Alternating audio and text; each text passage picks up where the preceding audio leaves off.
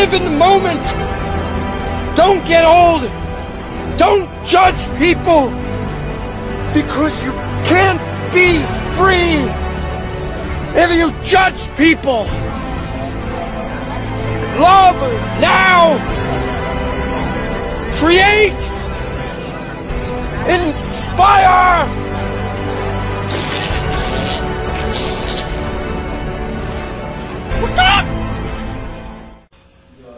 Maybe we shouldn't start. We're recording of that episode. Maybe we shouldn't start with the guy being tattooed who lets out a serious groan, but maybe that's a great place to start. Definitely. Ladies and gentlemen, welcome to another episode of Tales of the Flesh. I've got her back to my right, my friend, my partner in the project. Oh yeah, it's me. Yeah, the tattooed one, the inked one, the You're beauty of the airwaves, Oh. the princess That of is prime you. time, Oh, that's definitely you. my Speak about vampire yourself queen. some more. Nixon Vici is back. That one is me. Hello. Welcome to Tales of the Flesh. I'm excited to be here. This is the first one you're doing. Yeah. We're going to talk about your ink, too. My ink? Yeah, a little bit. Oh, okay. Yeah, you got some stories. I know. I You got like you got a tattoo mystery. That really isn't that much of a mystery I think I once just it got a gets bunch of told. random shit on my body. That was pretty cool at the time. Yeah. And we got another guy with us who knows about, that was pretty cool at the time. Mark Greene. He's an artist at Route 66 Monster Tattoo in Chatham, Illinois. Welcome to the show, dude. I've got an opportunity to talk to you before a little bit, and you're an interesting cat, so I'm glad that you're here. I don't know about that. Thanks for sharing the mics with us. We're in the gallery room over here at Route 66 Monster Tattoo. And if you're thinking about getting a piece, first of all, they have great artists here, including Mark and Mel, the owner, and That was amazing. Sean is the manceptionist around here. And I just want to say they have been super, super generous to Gone Rogue Radio listeners. They donated not one, but two $50 gift certificates for us to give away to people who listen to the shows. And we gave away the first one last week, and it went to Lisa Clark, who's a single mom, and she's about to be a grandma, and she has a lot on her shoulders, and she never gets to go anywhere. So it's really cool that she was the winner. Congratulations to Lisa Clark. Congrats. She got like some really cool stuff. She got 2 tickets to any show at Mason City Limits Comedy Club. Lucky. Yeah. And Sweet. she got a $30 gift certificate to Smokey's Bar and Grill right around the corner, so she can have like a weekend in Mason City. Which is actually a lot better than it sounds. It is really fun. really is. Chris gets great comedy talent out there if you want to check it out. mclimits.com. And she got a $50 gift certificate to Route 66 Monster Tattoo, so she might be able to get a really nice small piece while she's enjoying her weekend, which would be cool. Maybe she'll come see Mark, our guest. Thanks for being Very here. nice. Oh, thank you for having me. How long have you been doing ink? I've been tattooing over 21 years now. Wow. Quite a while. Started in 1993. I'm working at a studio in Roanoke, Virginia called Ancient Art Tattoo Studio. Worked for Danny Fowler, who basically is known in the community for making and manufacturing tattoo machines, specifically a brand called Time Machine. Which are in use here? Pardon? Which are in use here? Yes, This show? actually, Melanie actually uses them. I actually don't use them anymore because basically through my apprenticeship I was taught basically that if you can make a crappy machine run good and a good machine run great, then you pretty much know everything you need to know about what you're doing. So I tend to like to use lesser quality machines but beef them up and make them run well. Right. So That's kind of cool. Yeah, that's kind of my thing, what I'm into basically. Love his machines, but I just prefer to go back to the basics, the older styles. So shameless plug for Fowler and his machines. Oh, definitely. He makes some of the best machines in the world, That's actually. awesome. His machine shop in Roanoke, Virginia, and one also in Germany. Wow. He's worldwide, definitely. So what was that like, getting an apprentice under a guy who's... Did he have that kind of fame for his machines at the time that you were apprenticing? Oh, no, when I started working for him, he was actually... he had just had rotator cuff surgery and was not tattooing or doing much of anything at the time. He was recovering from that. So he helped apprentice me along with one of the other guys that worked for him. And he started his machine shop about a year after I had been tattooing. He started making his prototypes. Did you see it coming? Like, were you like, oh yeah, that's not a big shock that guy made it big because while you were around? It wasn't a shock at all. I mean, he's an amazing guy. He's super talented, especially with machinery. Very good tattoo artist as well. I think he was underrated when he tattooed, actually.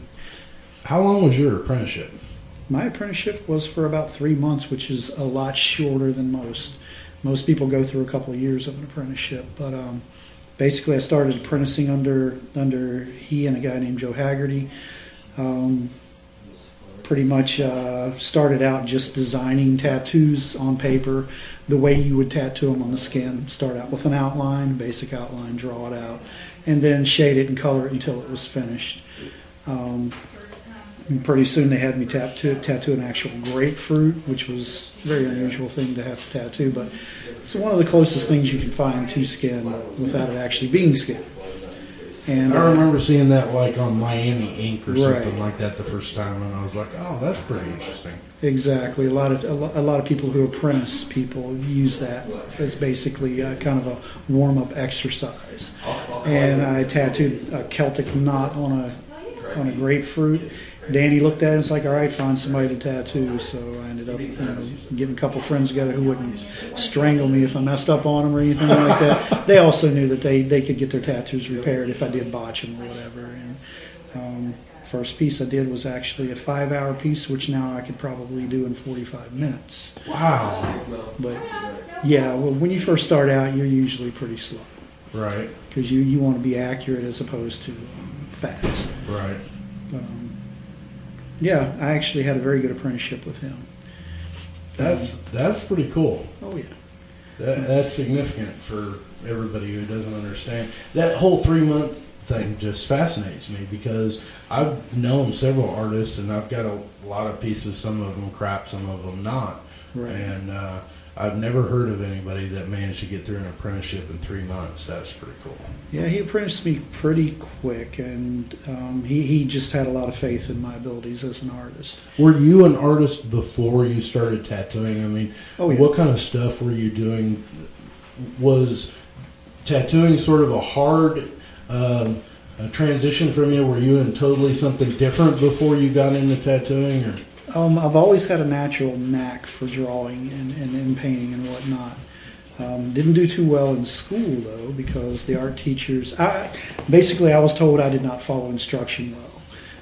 What a shock that you'd become a tattoo artist. Well, exactly, yeah. They'd set up a vase of flowers, and I would have to put, like, little eyeballs looking out of the centers of the flowers, tentacles creeping up all over the edges of the vases. Yeah, things like that shit freaks teachers out, dude. Yeah, exactly. And they basically stated that I did not listen well and follow instructions, so I got thrown out of a lot of my art classes.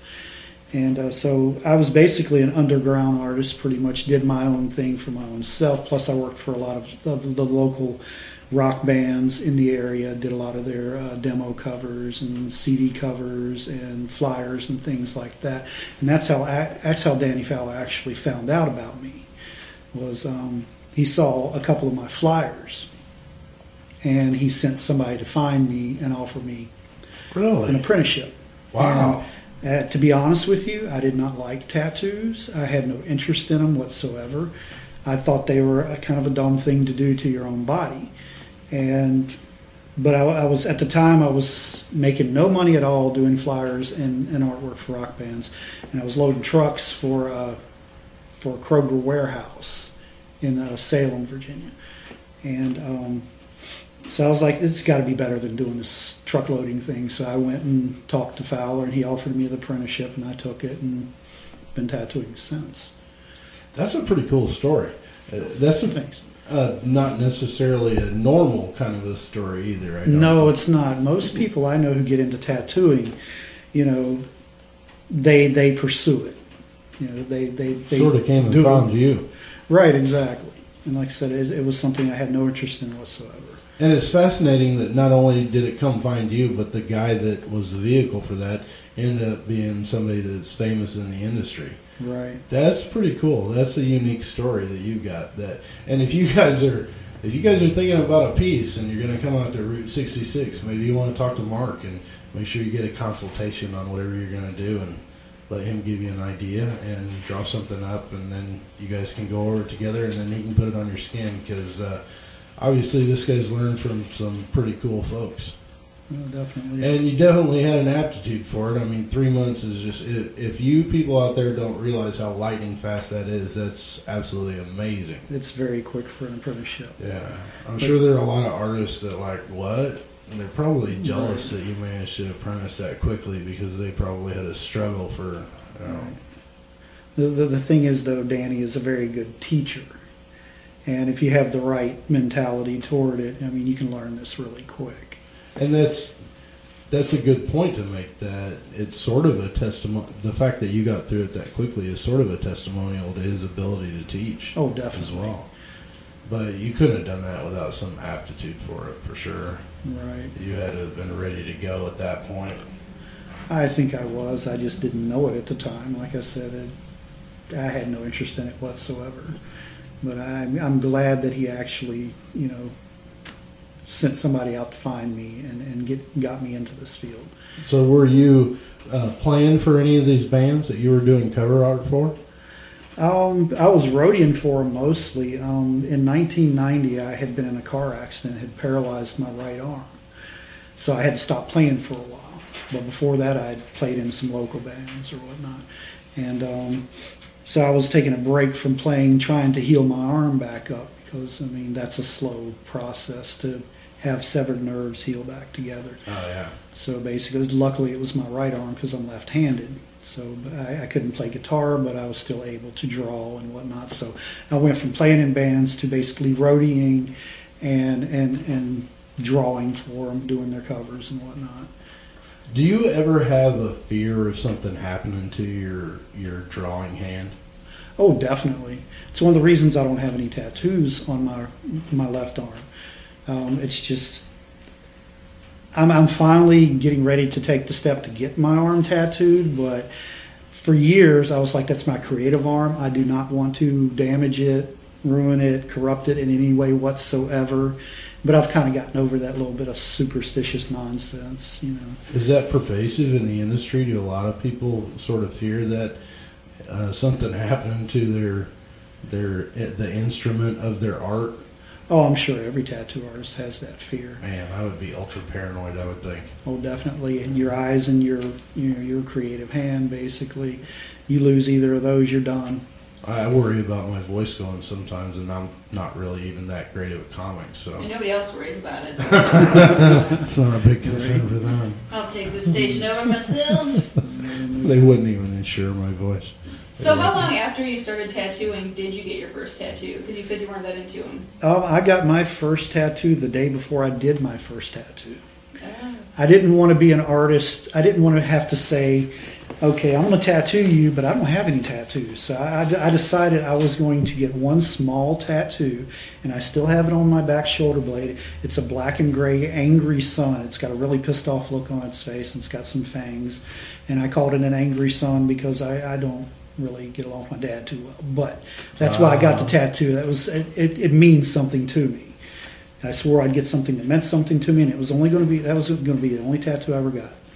So halfway through that tattoo, I was already planning out my story. I mean, that's how addictive it became to me. That was going to be my next question. How long between number one and number two?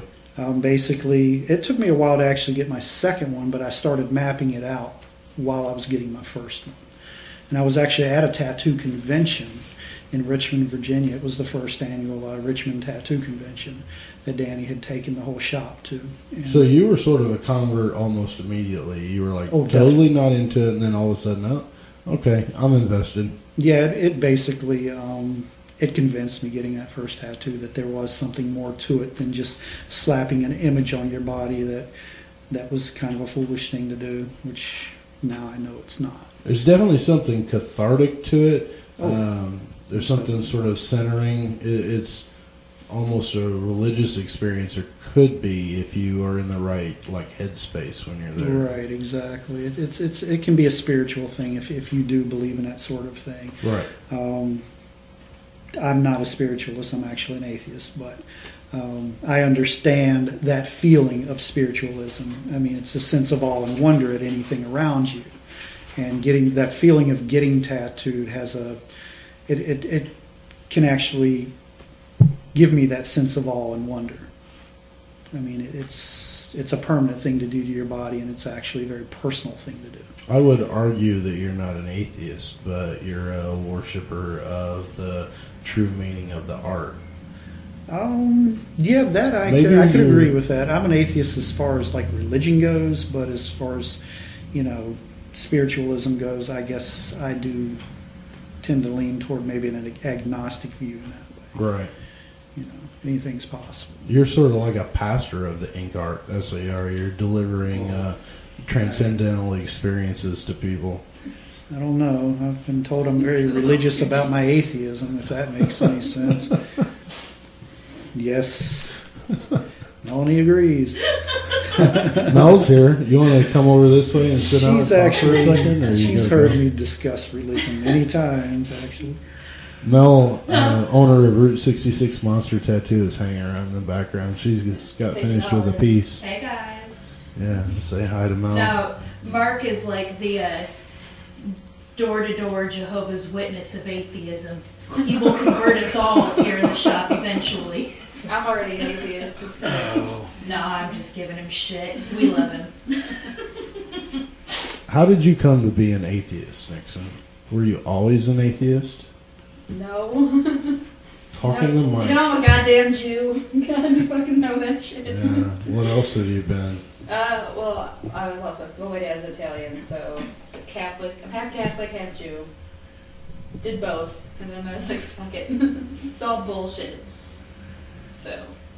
What made you come to the realization that it's I'm all always bullshit? I'm just a scientist, and I just don't believe in any of that prayer crap. Because I just noticed hanging around with all these Christians, because I hung out with all these Bible thumpers that hung out at the I Worship Center.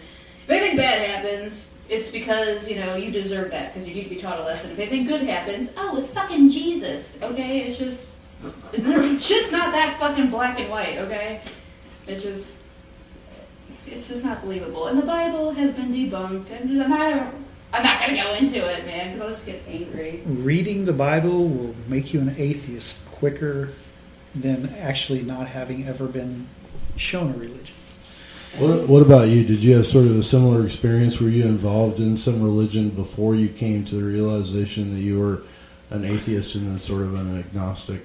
No, I've always been an atheist. My mother was actually an agnostic atheist, if that makes any sense. She was an agnostic who leaned more toward being an atheist. And my father was one of the hardcore Bible-thumping Christians. So I saw both sides. So, I had to basically choose who was more logical there. And my mother was the one who actually stepped up and showed me true logic. She was like, it's up to you. Regardless of what we believe, you study, research, and decide for yourself what you want to believe in. So that's what I did.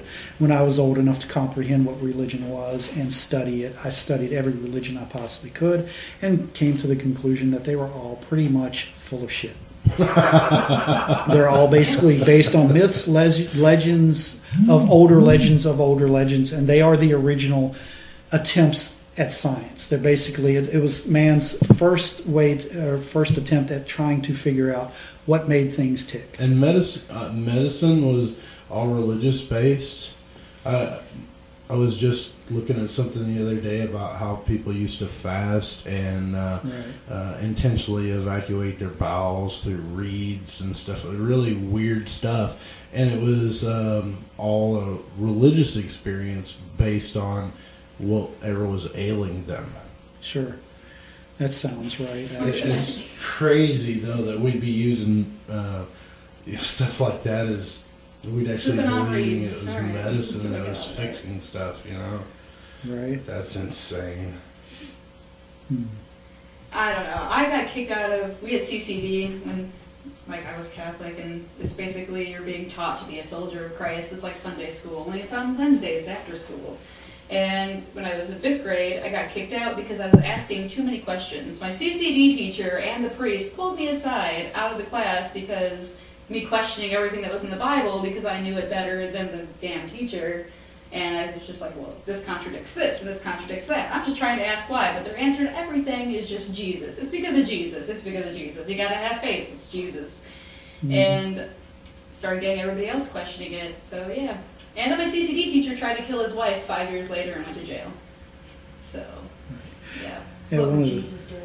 Yeah. No, Jesus didn't say yeah. Well, I mean, the Bible was obviously written by men. Yeah, and Very, there's no logic when it comes to you know, chauvinistic men. Yes, it's Hundreds all of years deluded. ago, I mean. That's why God was made in man's image. That's why God is basically a man. Is because he has all the he has all the characteristics of a man. I think things have swung the other way in the last 20 or 30 years. Are you voting for Hillary? Is that what you're saying? No, I just think that somewhere along the line we became a very female-dominated society in a lot of respects. And like, for instance, my experience as a single dad, you know, I became a single dad a little over 5 years ago, and even though my ex was really messed up and had a lot of problems, it still wasn't easy for me to get my kid, A, and then B, sort of overcome people's expectations of a single dad. And you know, as many people would say, you're doing a great thing by raising your kid, there were a lot of people thinking that I wasn't going to be able to do it. You know? And I think that sort of especially the court system thing, you know, it isn't friendly to guys, really. No, Not at all, it's because they tend to think that the mother is the more nurturing one, is the one who basically should be responsible for raising the child. That's still that goes all the way back to religion. Right. Here we go, man. You know, but Right. it does. It goes to religion and how it basically plans your view of life for you, as opposed to you thinking on your own and stepping up and being responsible for your own self. I had to learn mommy skills, though. I will say that. Like, I had to figure out how to tell if a kid had a temperature with the back of my hand. And Right. I tell other single dads that it's about the same feel as a mid-rear steak. Right. You know, your kid's got a temperature. That's I see anyway, what you're it's pretty saying. close to that, actually. Right. So Well, I had to step up and learn too when I was living in Virginia, and I would get my daughter on weekends or for weeks at a time. You know, I had to learn to be both mother and dad. yep. And it was an interesting experience, but it was a wonderful experience. I wouldn't trade it for anything in the world. I agree. I feel the same way. I developed skills like being able to change a diaper in the dark, you know, and never wake up myself. And like, Oh, yeah. I was so paranoid because I had him in a separate room from me that I got one of those baby monitors. And within 2 weeks, I didn't need the baby monitor. I completely shut it off and put it away because every time that child would stir, I was awake and I was on it, you know. So I picked up some mommy skills pretty quick. Oh, yeah. Still don't lactate though, do you? Nah. But we do have nipples for some reason. I don't know We do. why. Proves but there's we no do. God. Nipples and buttholes. There you go, yeah, and putting the butthole near the fun stuff, you know, that really doesn't make much sense either. See? Neil deGrasse Tyson brought that point up. Here we go again. Nixon's bringing up anal sex. No, well, I'm just saying, I just think if there was a God, he would make us do it, you know, where we wouldn't need to poop. It's just a waste of time. It's useless. You don't need that hole down there. It just causes more problems than need be. So you're No God right there. anti-poop. I'm anti-butthole. I wish I could sew it up all the time. I'm trying to think of ways, like, how could I do this where I wouldn't need it anymore? Wow. What can I They have bring up that. to my body? It's a big plastic bag. Just gonna secrete your waste through your pores. It's a gross thought. You just have this constant like slime on your skin, Can't do it much worse. Why not? enveloping you. You have to go wipe off your face every once in a while. It just comes away completely brown. Carries the wet gas. Slight odor everywhere you go. I just don't want to have it at all. Horrible. I'm pro butthole. If the option is the pores, I'm pro butthole. I'm pretty sure you're probably pro it for some other reasons. You're a dude. Yeah, well, My constant struggle every day is protecting the sanctity of my butt. In my opinion, it's not really that big of a deal. You know, People it's probably like don't try to shove fingers in your butthole as much as they do me. It happens way more than it does normal people. I'll tell you that. I'm just saying that most guys really give it a gravity and a weight that it doesn't deserve. I think. Hey. I have to agree with that. I don't think it's that much different of an experience, and I don't think it's that big of a deal. And I think too many guys take it too seriously and put too much pressure on too many people. Control issue. Yeah. They should just go get a tattoo. They should. Banging people in the butthole. A Route 66 monster tattoo. Well, Like you snuck that in there. we talked about a butthole tattoo last week, as a matter of fact, on episode 1, which is available on our YouTube channel. I hear it's a little, the volume is a little low, but I'm going to work on that, bring it up a couple decibels. I made a realization while I was sound editing over the past week that when I sound edit through headphones and then put it together, I think it's louder than it comes out to be. So me cranking the volume down on the YouTube channel is as a result of having headphones on the whole time and not having like ambient noise to deal with. So it sounded really, really, really loud, and that was totally my fault. So is it possible to get a butthole tattoo? Was that determined? You can tattoo any piece of flesh on your body. Whether it's going to retain it or not is a different story. Right. But you can tattoo about anything. How internal could you get, though, really? You could get pretty internal. I mean, you could actually tattoo the inside of a vagina if you want. It'd be like tattooing the inside of the lip. It's moist. It's not going to really hold the pigment after a period of time. It's just Some of them are moist.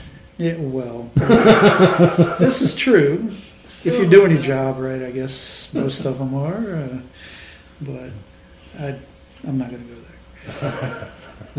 Well, I just think that would be like easier for infection to get into your body. Oh, definitely, Yeah. It's definitely a lot easier. Let's You talk wanna talk about me to something that you got. You got a piece that you want to talk about that has a story to it?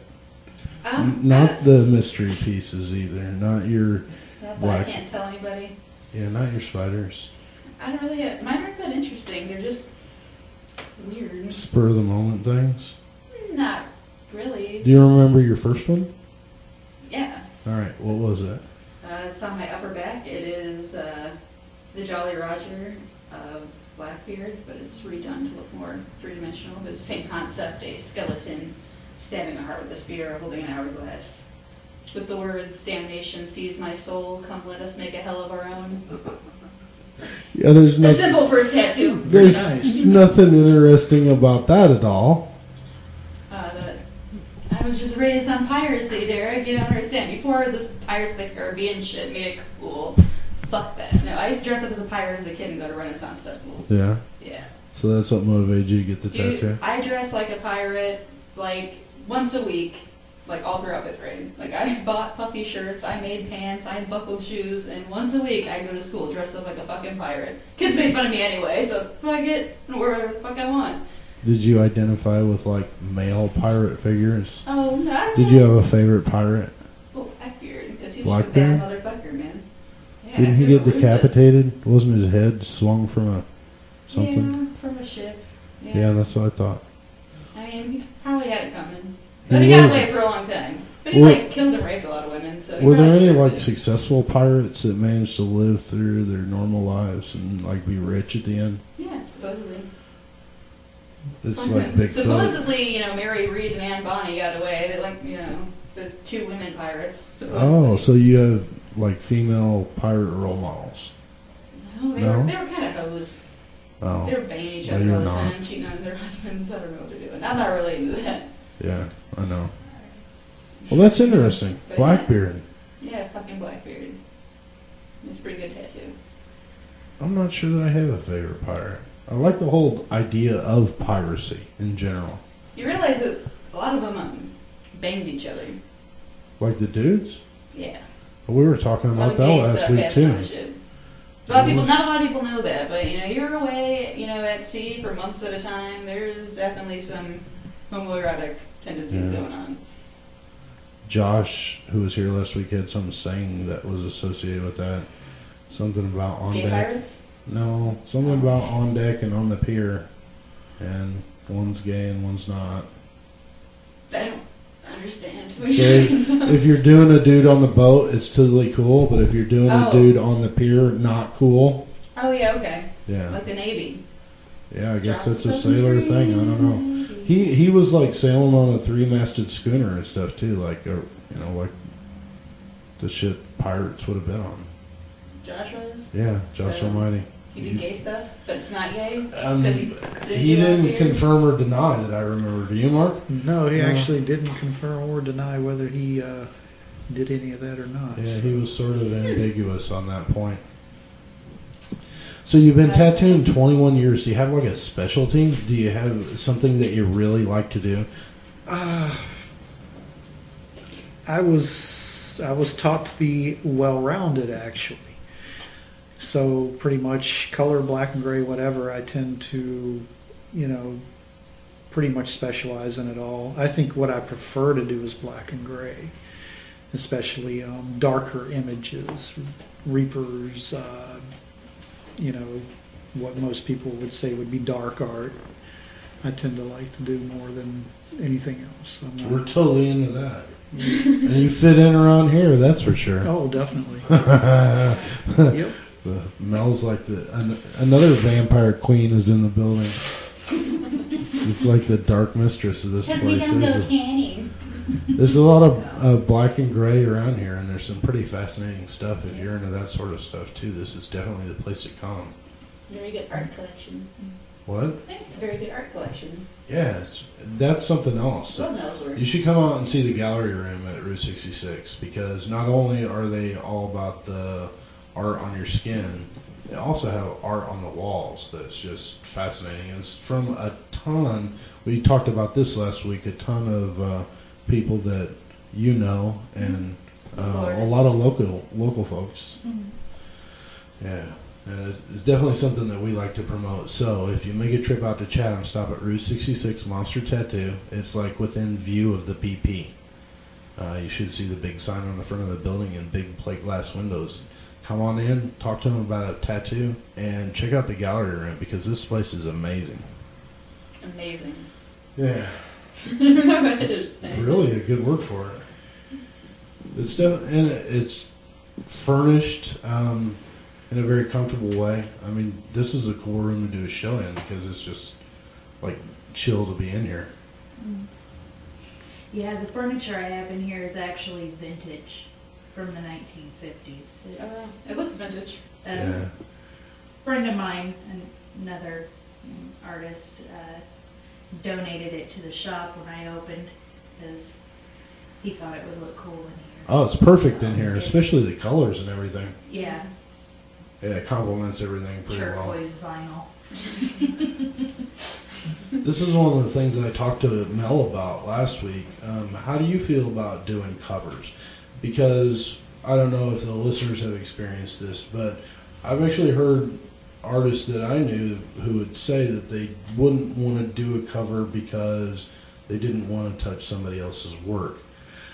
Well, if a person's not happy with what they have, or their views have changed over the course of time, then I'm more than happy to help them achieve the goal they want to achieve as far as their tattoo goes. Do you think covers have kind of become more socially acceptable in the last few years? Because I certainly felt that bias because I've got a couple of pieces that I would like to get fixed now, but I've had a couple of people like turn their nose and say, Well, a lot of people don't want to deal with cover-ups because of the fact that, for one, they can be hard to do. It's hard to take one idea and cover another idea with it, especially if it's got a lot of heavy black in it or a lot of darker colors. That actually makes it a complicated piece. So you really have to think it out. And there are a lot of, I hate to say this, but a lot of lazy tattoo artists in this industry who want clean skin all the time. So what they will tell you is that, it can't be done, or I don't want to mess with it, I don't want to disrespect somebody's artwork, when in reality they just don't want to take the time to do it. And that's pretty sad. Yeah, they're just telling you, fuck you, Derek, we don't want to deal with your shit. That's all that was. Yeah. probably. So they just try to basically play a little game with you and get you to go in, to show some new skin so they can do something totally fresh and new and what they want to do, pretty much. It makes sense if you're lazy, like you mentioned. Oh, definitely. It's certainly one strategy.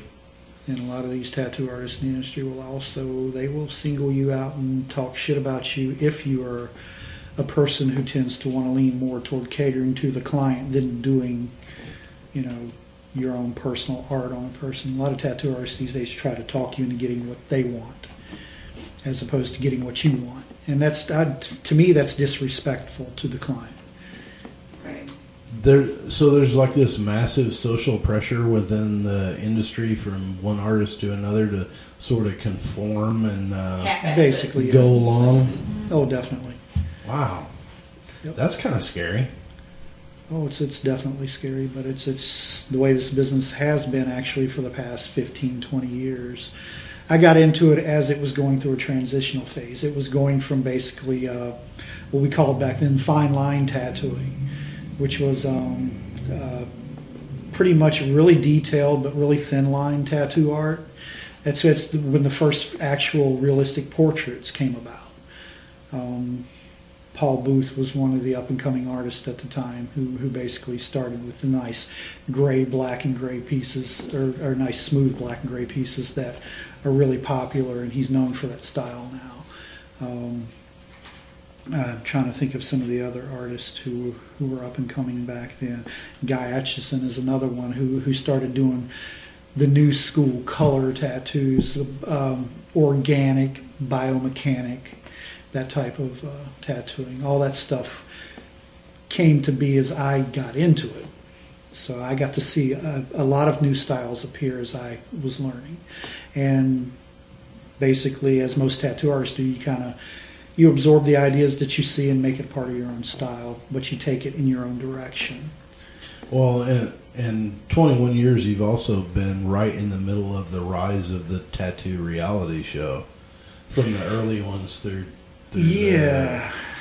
Now they're all over the place. But I kind of have a hate-hate relationship with the reality shows, and that's simply because once it became popular, once everybody started seeing it on TV, and once they start seeing the edited version of what we do, they don't actually see the true behind the scenes of what we do.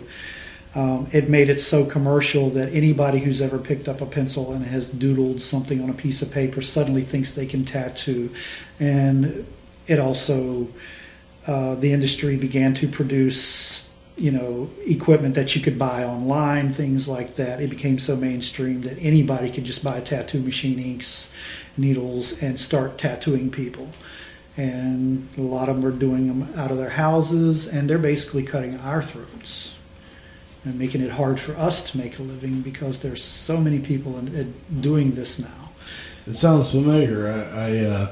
I can tell you that there are a lot of people out there that have their Facebook profile name as comedian something, but right. That doesn't mean they're funny. No, we see the same thing. Like a lot of Facebook profiles are Tattoo John or Tattoo Mike or whatever, and you look at the work they're doing; it's just horrendous, and it really it hurts us, the ones who are actually professional out here trying to work in a legitimate shop, trying to make a living, trying to produce nice, high quality, fine detailed tattoo artwork. I totally understand. And I totally get the sort of cliquish community feel too, because we sort of have those people in our community, and a lot of them are guys that will like dominate an open mic scene, and then they'll come to control it. Sure. But they've never been the type of talent that could make it to the next level. Right. So they'll be doing open mics for 15 or 20 years, but they'll also do things like they'll go through their own shows, or they'll get booked for they'll really actually get booked somewhere, and they'll do this, just a shit job. And those people that pay $15 a ticket to get into that comedy show, and then they get that kind of performance, they're not going to want to come back again. Right. If you go spend a little bit of money and you get a really bad experience, that's not something you want to go back to. So I totally get where you're coming from on that, because we have the same impact in our industry. I think that like people that are getting tattoos out of people's houses and stuff, they don't really realize that those tattoos are really terrible. I don't know what the fuck they're thinking, because I've seen people post this shit on Facebook. Oh, I got this from my friend, Antoine. That was embarrassing. That's I'm Italian. that's Nixon talking with her hands and smacking the mic around. Right again.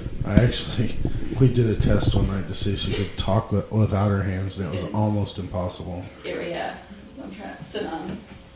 Well, one of the things we mentioned last week was that you kind of get what you pay for. That's what Mel was saying, that this is definitely an industry where you can invest in good art, or you can buy something that's crap, and you're going to have crap.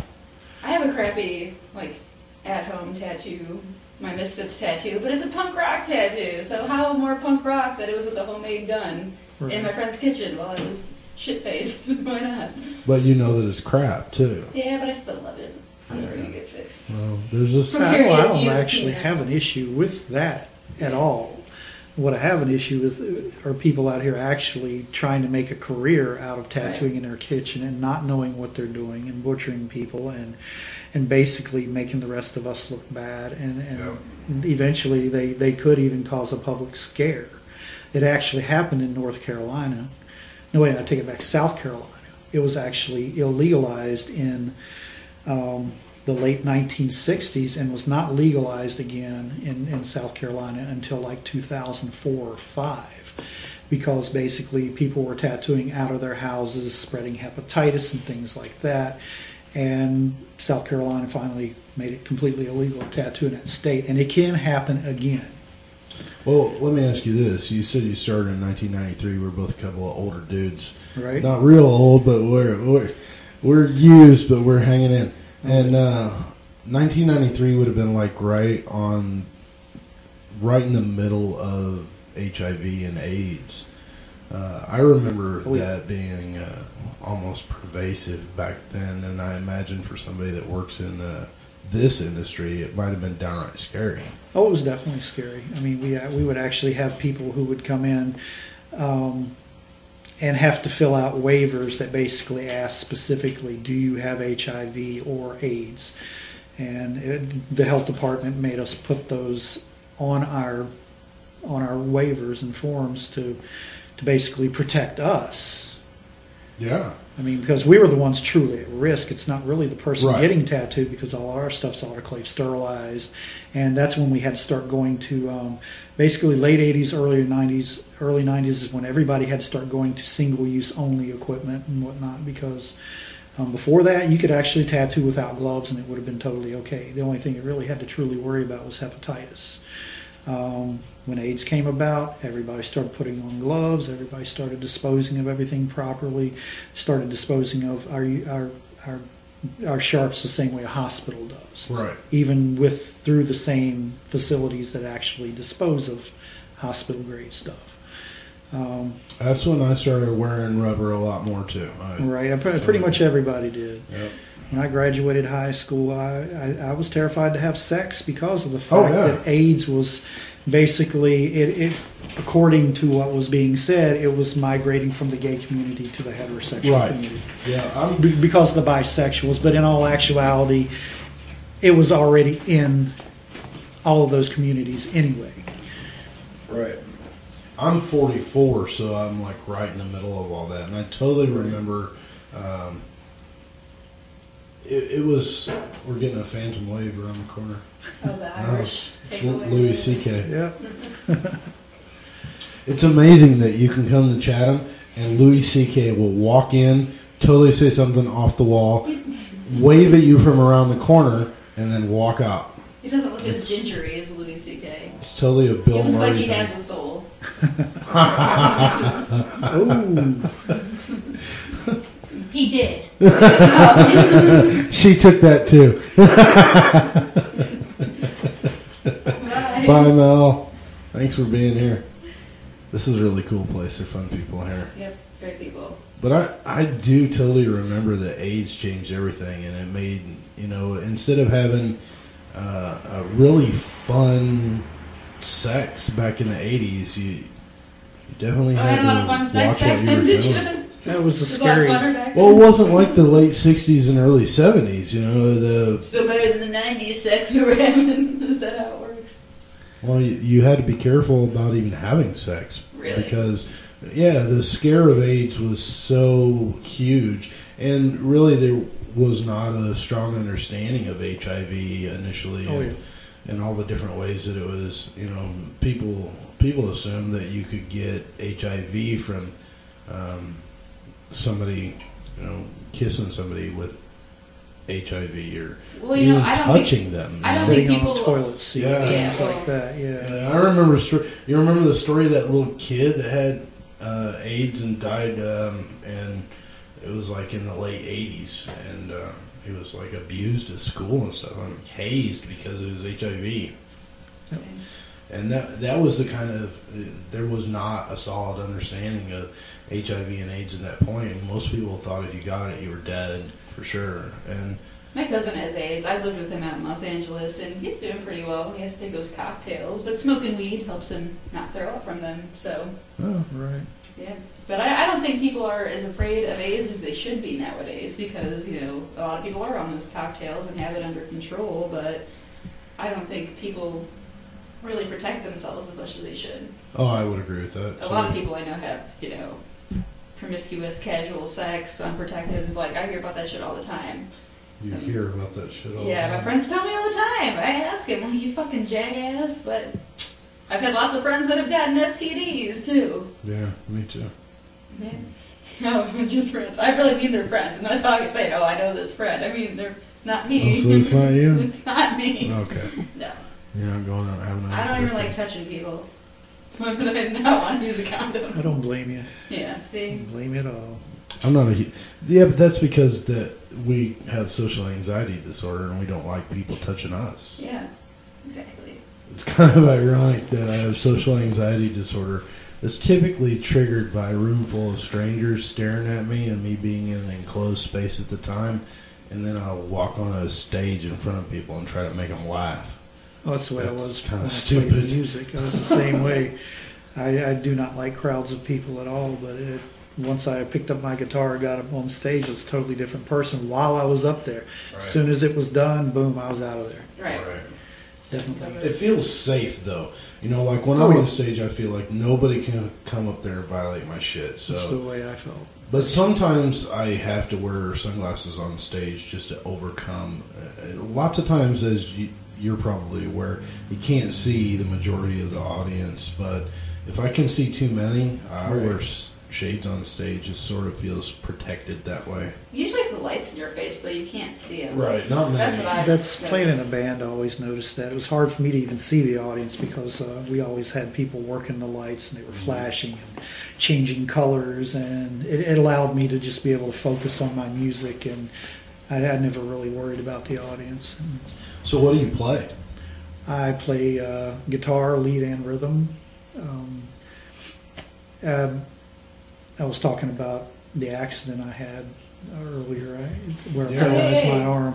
Like I said, I had to quit playing for a while. So when I started playing again, I really had to reinvent how I played because paralyzing my right arm, I wasn't able to pick as well as I did before the accident, of course. So I ended up having to slow down. Before I had the accident, I was one of those guitar players who could play like really fast neoclassical fusion is what we called it back in the day. That Yngwie Malmsteen type music. I can't play that anymore. So I had to reinvent myself as a musician. And I started getting into more like heavy industrial, like Nine Inch Nails, Ministry, Skinny Puppy, stuff like that. So the band that I ended up helping create was more along that vein of music. More hardcore, though. A lot heavier, but still industrial. Who are your musical influences? Other than those bands that you just mentioned, like, are you a guy who grew up listening to Jimi Hendrix and you're like, oh, that's cool. Definitely. Hendrix, Richie Blackmore from Rainbow. Let's see, who else? Guitar-wise, I would have to say Eric Clapton. Mainly Hendrix, though. My leads are more Hendrix-like. and I had to regress. I call it regressing, but actually, now that I look back on it, it's more of progressing toward that style. But That makes sense. And then, of course, when I was a teenager, the new wave of British heavy metal came in. Judas Priest, Iron Maiden, of course, Black Sabbath. Tommy Iommi is one of my favorite guitar players of all time. Of course, I mentioned Yngwie before. His first couple albums blew me away. That's what got me into playing the really fast stuff. And anybody who can pick up a guitar and make it can play with feel. Of course, Pink Floyd, another favorite of mine. Very slow, melodic player, but that's more like how I play my leads now. I try more for feel than for flash. I feel like the accident actually made me progress in my viewpoint on music. It actually evolved me. That's interesting that you say that. I argue with somebody that I know fairly frequently that all my scars are just an evolution of me. They're part of, of who I am now. Definitely. I think that's queer. Yeah, because you want to reject your scars. You don't want to accept them and live with them. Because I'm a man, Derek. We don't fucking pity ourselves, okay? We just man up and move on and eat some fucking steak. Learn to do it. Okay. I've learned to embrace everything I've been through, the positive and the negative. I grew up, for example, with a father who was, like I said, a Bible thumper for one, but who was also extremely racist. He was actually a sheet-wearing member of the Klan. Wow. You grew up in Virginia, right? Is that what you're saying? Yes. Yeah. But when we were really small, I'm talking when I was like 4 or 5 years old, we lived in West Virginia. And my dad rented a farm there, and like 100 acres. He had a horse and whatnot. And one weekend every month, we had to have them erect a cross and burn it. They had their gatherings there, and they stood around that cross and, did their Sieg Heils and recited the Bible and things like that. And that was a part of my childhood. And once I got old enough to realize how ridiculous that crap was, I decided that my father was the perfect example of what not to be. Was this like, you can't be that much older than me. Was this like I'm 48. 60s, early 70s? Basically, the early 70s, 70, 71 is when I was about 5 or 6 years old, but I still remember it. I mean, that stuff was on its way out then. Pretty much, yeah. The beginning of the end for the extreme racist, I think. You still have your small sects or cells of them. I mean, the Klan is actually kind of, in the past few years since Obama became president, has actually had a little bit of an upsurge. I find this out, of course, through family who still talk to my father, who still deals with all that. Really? Still in it? Oh, yeah. Still in it, still thumps his Bible, still does his drinking and cocaine, and still is a major racist. I would imagine that if you live your entire life that way, it's pretty hard to accept any sort of change. That's what I think. I think he would never actually let go of any of that idealism. Well, because he would have to take responsibility for the fact that he was wrong. Oh, exactly. That's the problem with most people his age these days, is the fact that they cannot say, hey, I was wrong, I made a mistake, my beliefs were totally wrong. That's why religion still lingers, for example. That's why it still has such a grip on people, is because it's hard to say, hey, I was wrong, the people I love dearly, my parents were wrong. Mm-hmm. That's one aspect that keeps it dragging on. That had to have been extremely traumatic and fucking scary as a kid to be exposed to some shit like that. Well, being that small, I did not understand it, and I kind of thought it was kind of cool to watch the fire and all that. But once ghosts around. Once I started asking questions like, who was the guy with the purple robe and pointed hood on the wall, on the picture, and my mother started telling me that's the Grand Wizard, blah blah blah, and started explaining to me, what was going on. I finally realized that this is kind of fucked up. Was your mom buying in? What was the situation between the two of them as a result? I totally do not understand how they even got together. They were total opposites. She was a peace-loving hippie from the 60s, and he was a redneck racist. Wow. And she loved him at first and eventually hated him. That's why they eventually divorced, and they hate each other to this day. Wow. Yeah. She kept her mouth shut a lot, though. She was taught when she was growing up to be obedient and subservient to her husband and things like that. But becoming, she met hippies once she got away from her family and started meeting peaceful people and started getting involved in protests and things like that, and gravitated away from that and became a very strong-willed, independent woman. I can certainly see why you wouldn't gravitate toward his belief system and more towards hers. Yeah, she actually gave me the chance to, learn, and she showed me what an open mind truly is. If a person has an open mind, they're actually going to eventually choose what is truly right, not what everybody tries to tell you is right. Do you think the reason she could tolerate his racism is because she was so open-minded that she was willing to accept somebody even with some serious faults? That she tried for a long time. I totally believe that's why she lasted as long as she did with him, was because she tried to put love above everything. And of course it ultimately failed because he was such a hater. I mean, it wasn't just blacks, it was pretty much Jews and quote-unquote spics, and you name it, he hated all of them. Canadians. He hated anybody who wasn't white, Aryan, Protestant, Baptist, religious. That's just the way he was. So how does that impact you? How does that change you? I'm sure that it colored some stuff. It did at first. I mean, in my teenage years, I was rather homophobic because of what he had told me about homosexuals, things like that. I saw it as being unnatural. There was a reason why there were men and women, and men weren't supposed to be with men, and women is unnatural.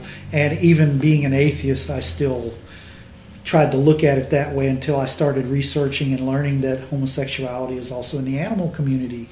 There are pretty pervasive. Yeah, exactly. It's very common amongst most species. Actually, they're homosexual acts. So, and considering Christians think that animals don't have souls, so if they don't have souls and they're being gay, then it's okay, right? Because it's natural. Right. I've heard that one before. Definitely, it's okay for them to do it. You're not an animal. You're a human. There's a difference. Yeah. I'm part dolphin, damn it. That's what's going on. We're all animals. We're all apes. I don't care what you say. We're all There's primates. no dolphins. Anyway. Yeah. There's no dolphins up our chain of command. I ain't coming from no monkey. It's all primates, all the way back. Do you think that Bigfoot is real? No. Definitely. No Bigfoot. No, I don't believe in any of that. Now, if they were to bring forth a body, I would have to accept it and believe it. I don't believe in them either. That's the way I look at things, basically. If there's evidence for it, I have to follow the evidence. I go where the evidence goes. Well, I'm amazed at all these witnesses that are out in the woods with high-powered rifles. And I got to tell you, if I'm in the woods and I happen to see a 12-foot hairy creature that weighs 600 pounds and I have a rifle, it's a bad day for Bigfoot. Right. He's coming out of the woods one way or PETA on another. your ass. You got to worry about PETA stopping on your doorstep, PETA. throwing. I just cashed in. If I'm the first guy that brings a Bigfoot body out of the woods, right, alive or dead, I'm making some cash, And I don't care if I've got a gun or not. If I have to strangle that son of a bitch and pull him out of the woods, his hairy ass is coming out It that could just day. be some ugly, hairy old hippie dude that ran away to be in the woods. Bad day for him. No, but in all seriousness, I mean, with the technology we have today, with our basic cell phone cameras, somebody should have gotten a good shot by now of Bigfoot, a clear, good photographic piece that is actual evidence. But the thing that makes me keep an open mind about it is the long history of sightings and the similarities. Right.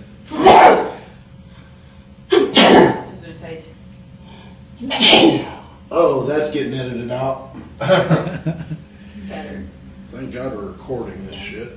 Oh man, that was not cool. And I got snuff all over my hand. All right, are you ready? This is definitely getting cut out, by the way. This is going to be on the Drag it out longer. Oh my god. Wow. It's like Are you done there? breathe that Why shit don't you out. collect yourself? Come on. I'm ready to go. Spit that out. God. Well, we were talking about Bigfoot. Bigfoot. He's all bullshit. You believe in it because there's been stories for years. Yeah, well, that's the only reason I keep an open mind about it. You know, I'm not saying that there's anything out there. I don't really know. But I also am the kind of person that thinks it might be dumb to prejudge a situation before all the facts are in. Because there are, like, huge expanses of this country where a small breeding population could theoretically exist. There's plenty of food sources. I mean, right here in Illinois, the deer are so overpopulated that we're starting to see a resurgence of mountain lion in this area, right around here. They've been caught on game cameras and stuff. When you have prey and you have cover, it's theoretically possible. So I'm not going to say absolutely not, because I think those people who immediately subscribe to that theory are being hasty. I think a lot of those people make those kind of judgments. They're the more conservative religious types and say absolutely not, because that's the way they've been trained to think. Right. I'm not going to say it's a positive 100% not possible, but like I said, the evidence will have to lead for me to actually say it. It does. It's like God or a ghost or anything like that. Until that evidence actually is there, I'm not going to fall for it. Well, I may not believe in Bigfoot, but I will worry about him popping out of a tree in the darkness and outside. Oh, that's this just is nature. good to worry. That's our survival instinct. It's not as bad as cows. Yeah, not as bad as cows. Cows kill more people than sharks. Yeah, yearly. It's a fact. Believe And it. they terrorize Nixon. Just like you stand more of a chance getting shot by a cop than you do a terrorist. Now that's an interesting topic. Yeah, I've been thinking about that one a lot lately. Definitely politics are one of my, well, I'm anti-political, let's just put it that way. I think politics are the problem, not the solution. I agree. I definitely think that politics are basically why we have so many problems. I would agree with that as well. I think the whole system is self-serving, and it's not. Sure it is. It's not externally self-serving. I mean, it's totally for the guys in the game, it's a great gig, but for everybody else, it really doesn't apply. I mean, regardless of what laws are passed, they don't necessarily impact 99% of the people, and then when they do, it's in a negative way most of the time. They're not making any new laws that say happy, happy, joy, joy every single day. You know, it's like, really? I got to pay for that? Sure, we end up paying into a system. Everybody does it. We pay into a system that continually screws things up for everybody. Right. It continually fails us, but yet we continue to contribute to it every year through our taxes, through every tax we pay. I would argue that we also contribute to it through our votes. You know, I definitely. talked about this last week, and I'm running for city council where I'm at, but I'm running on a platform of don't vote for me. I don't want your votes. In fact, I don't want you to participate in the system at all, because to me, casting a vote in a broken system is validation, a further validation of that broken system. And I agree. people tell me all the time, you need to exercise your right to vote. But in my opinion, when you exercise your right to vote, you're sacrificing all the others, because you're saying, okay, I'm going to play. So I think people should stay home, and I don't want them to vote for me or anybody else. You should stay home in many ways, but if I say what I want to say, chances are, if this is aired, I might have some men in black showing up to cart me off. So That's a real thing. yeah, and a lot of people don't think, they may think I'm exaggerating, but it's happened. So that's not. It's legal. Oh yeah, definitely. It's Since- becoming even more legal. Since President Obama, really. I mean, people, leftists and liberals support President Obama, but President Obama has, in fact, degraded civil rights far more than a lot of past presidents. Well, I believe that process started with oh my God, go back to Reagan is where it really truly started. It seemed like once he got into office, there was a steady decline and breakdown in civil rights and human rights, and it's been a progressive state since, and it's gotten a lot worse it really got bad under Bush, and a lot of that's leaking over into Obama's reign, and he's breaking it down even worse as well. I would agree. Like he passed an NDAA quite a while ago now that was in between Christmas and New Year's while everybody was on break, and there were clauses in there that virtually made it, literally called the U.S. homeland a battlefield. It Right. gave the president the authority to order U.S. troops to take up positions in the United States and perform civilian police powers if necessary, and that's totally against the Constitution of the United States. And gave him the ability to name somebody an enemy of the state, basically, and disappear them legally, take them to a military facility without representation, without telling their families where they're at, without anything.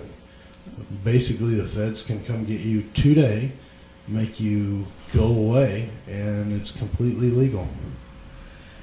Yes, it is, and it's a scary thought. It's a super scary thought. That's why sometimes I'm kind of afraid to say what I want to say, but it's on the same. I think you on the have same to, note. though. You still have to, regardless. You need to Right. take that chance anyway, because you may say something that may trigger, what is the butterfly effect is what they call it, where one motion causes a hurricane.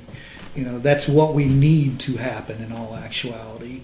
I don't know if you're familiar with like Zeitgeist. You've probably Oh, yeah. Oh, yes, absolutely. yeah. There's some things about that are kind of fucked up, but there's some actual truth into what they're trying agree. to bring about, which is basically a resource-based economy, which is based not on money but on your time, your talents, and everybody is an equal, and everybody gets the ultimate education. Everybody's provided with food, housing, clothing, and you can become whatever you want to be and be a productive member of society. That's the way we should have already evolved past the state we're in now. Oh, absolutely. I think capitalism has made sure that we're not evolving past this state. It's holding up everything that's an evolution to whatever the next thing is. It's because it's a Exactly. corporate ran country. That's all it is. Simply because of investment money. It's the reason we're not evolving as humans.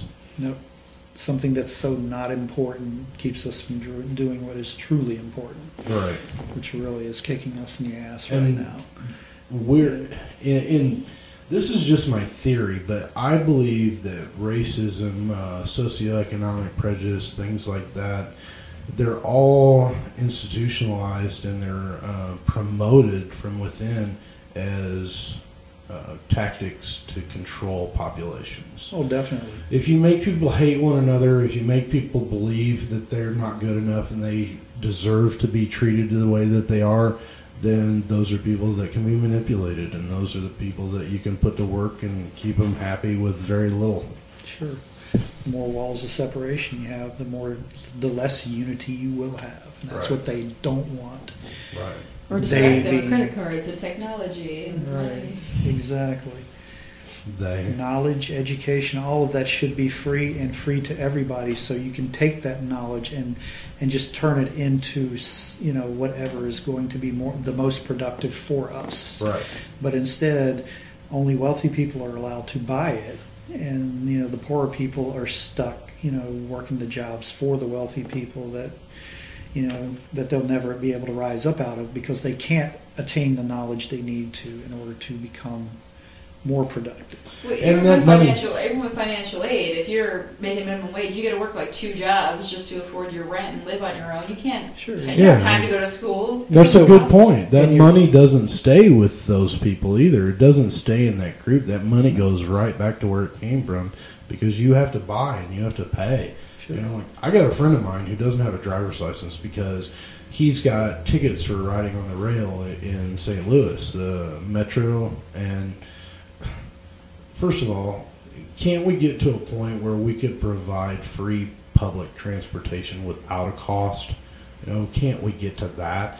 But then on top of it, these people that rely on public transportation, then they get, like he got on there without paying and he used it without paying, and he got caught, and he got ticketed, and they do that to everybody who gets on there, as many as they can catch.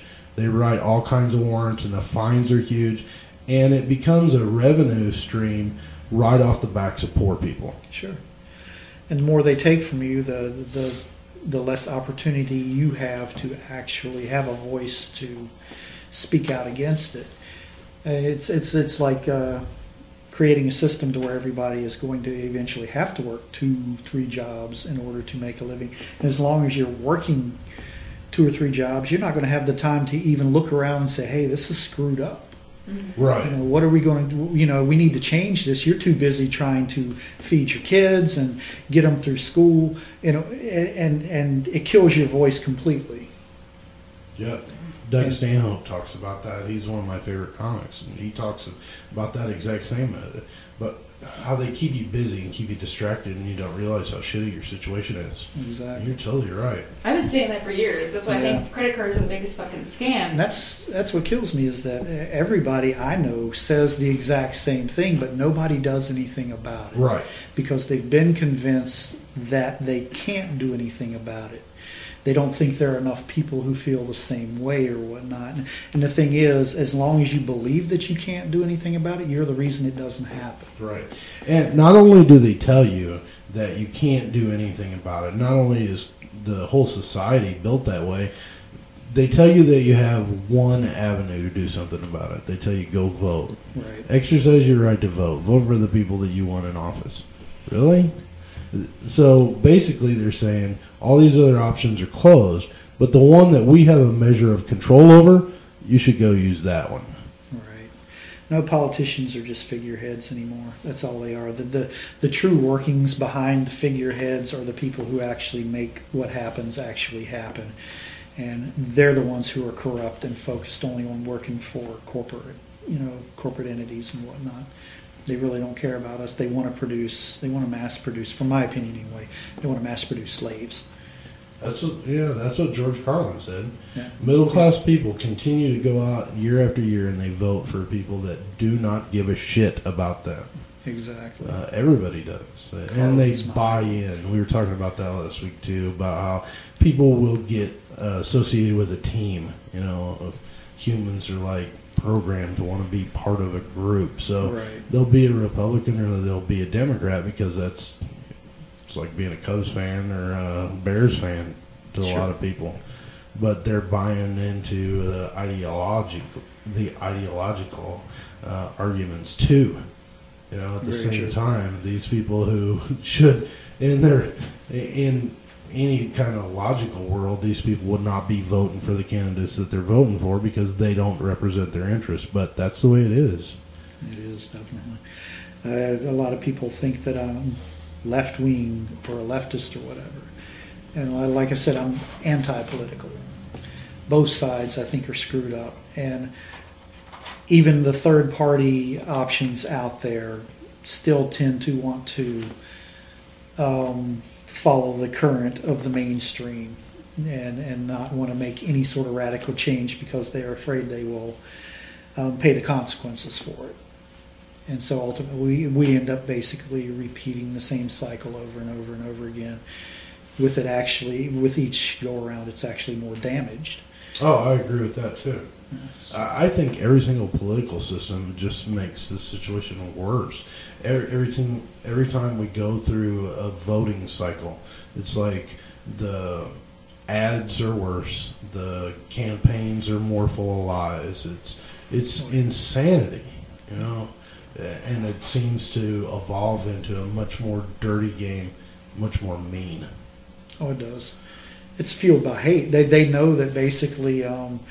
Most people, if you live in fear, fear breeds hate. And if you're scared, you're going to hate. What are you going to hate? Whatever it is you disagree with, simply because it's different from you. And the government and politics tend to feed off of that. And they like those walls of separation because, like I said earlier, it basically keeps us from unifying and becoming a force that can bring about the change that they fear. Well, I don't want to make you afraid, dude, but I will tell you this. You were talking about who might be listening if this was broadcast. I do some stand-up comedy, as I've mentioned, and sometimes I tweet some things that are totally off the wall. And for a while there, I was hitting the Secretary of State pretty hard. And a couple days later, I noticed a guy that was like favoriting my tweets, and he hit several of them. So I clicked on his profile, and he's a policy advisor to John Kerry. And I was like, nice. This might not be cool. Yeah, no doubt. Ooh, So- that's kind of scary. Yeah, so I responded to one of his tweets saying, should I quit making jokes about the Secretary of State? And he's like, no, you're doing a great job. Keep it up. And so that concerned me even more. Right. Oh, it's you have every right to be concerned because yeah. I'm pretty sure I'm on a list somewhere. Oh, I'm pretty sure I am too. If you were to actually go to my Facebook and read some of the not really anti-government, but basically I tend to voice my opinion about the government, how I feel about it, and things like that. I'm sure they're not too happy about what I actually have to say. But What's that's the the thing. answer? That's what I don't really understand, because I know that there should be a fundamental change, but I don't know what we're going to. I don't know how we're going to get there. I'm afraid it's going to get bloody. That's what most people seem to think, and that concerns me because the next generation of people, like my daughter, for example, I have a 17-year-old daughter, and she is extremely peaceful, and I really don't want to see her have to be a part of a violent revolution that could possibly get her killed based on the mistakes we made or the mistakes that the people in control of us made. And I hate to say that, but we are basically under someone else's control to a certain extent. Even though I would agree. The concept of freedom is an illusion. I would agree with that as well. Absolutely. Because I've had people tell me that I talk to them about, say, for example, owning property. They're like, "Oh yeah, I own my land. You know, it's mine. Nobody can come and take it from me." I'm like, "Well, no, actually, you just lease your property." And like, "What do you mean?" I'm like, "Well, okay, you pay taxes on that property, right?" They're like, "Yeah." I'm like, "What happens if you don't pay those taxes? Who comes and gets your land?" The government. So who really truly owns it? You're just leasing it while you're alive, basically. Yep. You really don't own it, and that's what's got to stop. Basically, we all should own everything. It should be a kind of a, basically, the collective should own everything and share everything. We've got lines drawn all over the place, though. States and nations, and yeah, totally miss the idea of humanity. Yeah, we actually should be going the opposite way. Those borders, those lines should be being erased. I agree. They should not be. It's crazy to me that you could smoke a joint in Wyoming and go to prison and walk, 5 feet across the state line into Colorado, and you're cool. Exactly. Just because of an imaginary line that we drew. Mm-hmm. That doesn't exist in reality. No, it doesn't at all. It's half the things that we're taught to believe in don't even exist. Gods, borders, they don't exist. I can't go touch a border. I can touch where they say there's a border, but it's really not there. Just like they can say there's a God out in, space or whatever, but I don't see it. I've never seen any evidence of it, but yet you want me to believe that bullshit. Sorry, I'm not falling for it. Well, everything, this whole society that we've built in the United States is, like the education system itself is sort of a social experiment. We go into pre-K. My kid is in pre-K, and he already knows how to do the Pledge of Allegiance. Right. We're brainwashing people from 4 years old on up to believe a certain way and act a certain way. I couldn't do that shit by first grade. I was like, fuck this. Yeah, I got in trouble in school all the time for refusing to stand up and say the Pledge of Allegiance, and especially because it said "under God" in it, right. Which was added in the 50s, of course, because of the communist, scare that the politicians were throwing in everybody's face. The original pledge was written by a religious guy who did not even put "under God" in it. Really? Yeah, because he understood that there had to be a separation of church and state. Sort of like the founding fathers. Yes, exactly. It's interesting to me that we can go from a nation that was built upon an idea that was really probably pretty wholesome at the Those start. guys were kind of anarchists, but like in a good way, as opposed to what's Exactly. going on in England and shit. They probably foresaw the utopia that we could be. Oh, I would think so. And they saw basically, okay, you can have your religion or whatnot, but basically the ultimate goal is to bring us to a point where everybody is truly equal. And instead we've gone the total opposite because we still embrace those things and those things that aren't real, and they're used as tools to suppress us. And like I said, religion is one of the primary ones, religion and money. That revolution would have been a fascinating time to live. But can you imagine, you go through the entire Revolutionary War period, and all these heroes are made, and all these great people, and you're the guy that's Martin Van Buren. Oh yeah. What the hell? Really? Yeah. Washington, Jefferson, and I'm left out here as Martin Van Buren. Nobody remembers me. That kind of sucks. Yeah. Even William Henry Harrison, people know him because he died. Poor Martin Van Buren. All he's known for is that fucked up hair. Yeah, exactly. Nobody Didn't really do knows much who of he is it. most of the time, so who cares? He lived at a time when nothing much was going on, so he's just kind of a figurehead, and that Poor was it. fella. If Yeah. you show a picture of him to some fucking kid in junior high or even high school, they probably have no fucking clue who he is. I think He's not on Jersey Shore. I don't give a fuck. that's right. Millard Fillmore. They're not going to know Millard Fillmore from the guy that works at the convenience store. Nope. Oh, Boy Millard. A name like that too, that kind of kills it for you to begin with. So what do you think is going to happen? You're hoping that there isn't some sort of bloody revolution, but I got to tell you, with the militarization of the police and everything else, I find it very difficult to believe that that's not what is coming. Well, I tend to believe that there's going to be a revolution of some sort, and that's what the government is bracing for. That's why they're arming the military with or the police with military-grade weapons and armored vehicles and whatnot. The thing is, though, I'm really, truly hoping, and I'm hoping you police out there hear this.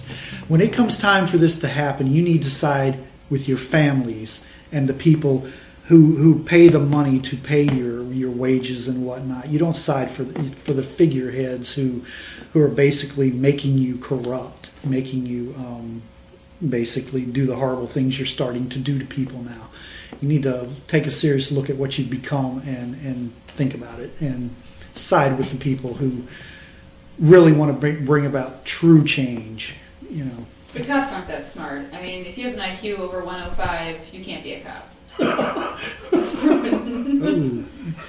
You hear about that? It was last year, and it was in Maryland. It was on the East Coast. The guy got 110 on his IQ test, and they said he couldn't be a cop. Yeah, I actually read that article. I remember Yeah. that was an interesting That's article. insane. That makes a lot They of actually sense. they don't want to hire intelligent people to be police I've officers. spoken to a lot of police officers. They're not intelligent people. The same thing with military, although military actually will accept more intelligent people because they have more Well, dangerous jobs.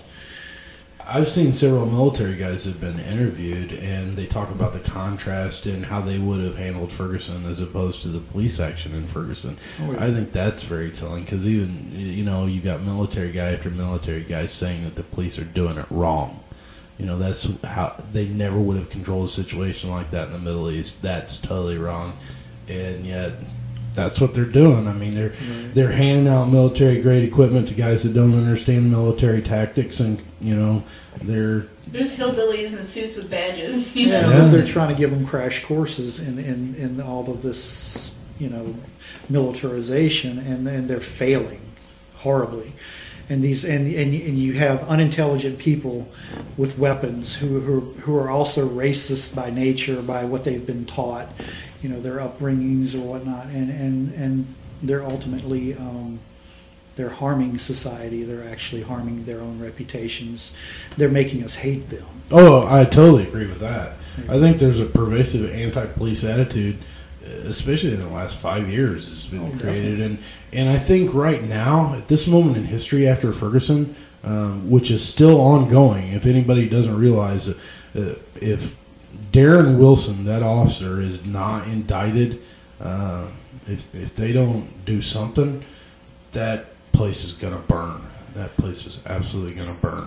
It's going to be a situation like that that's going to finally trigger the revolt that needs to happen.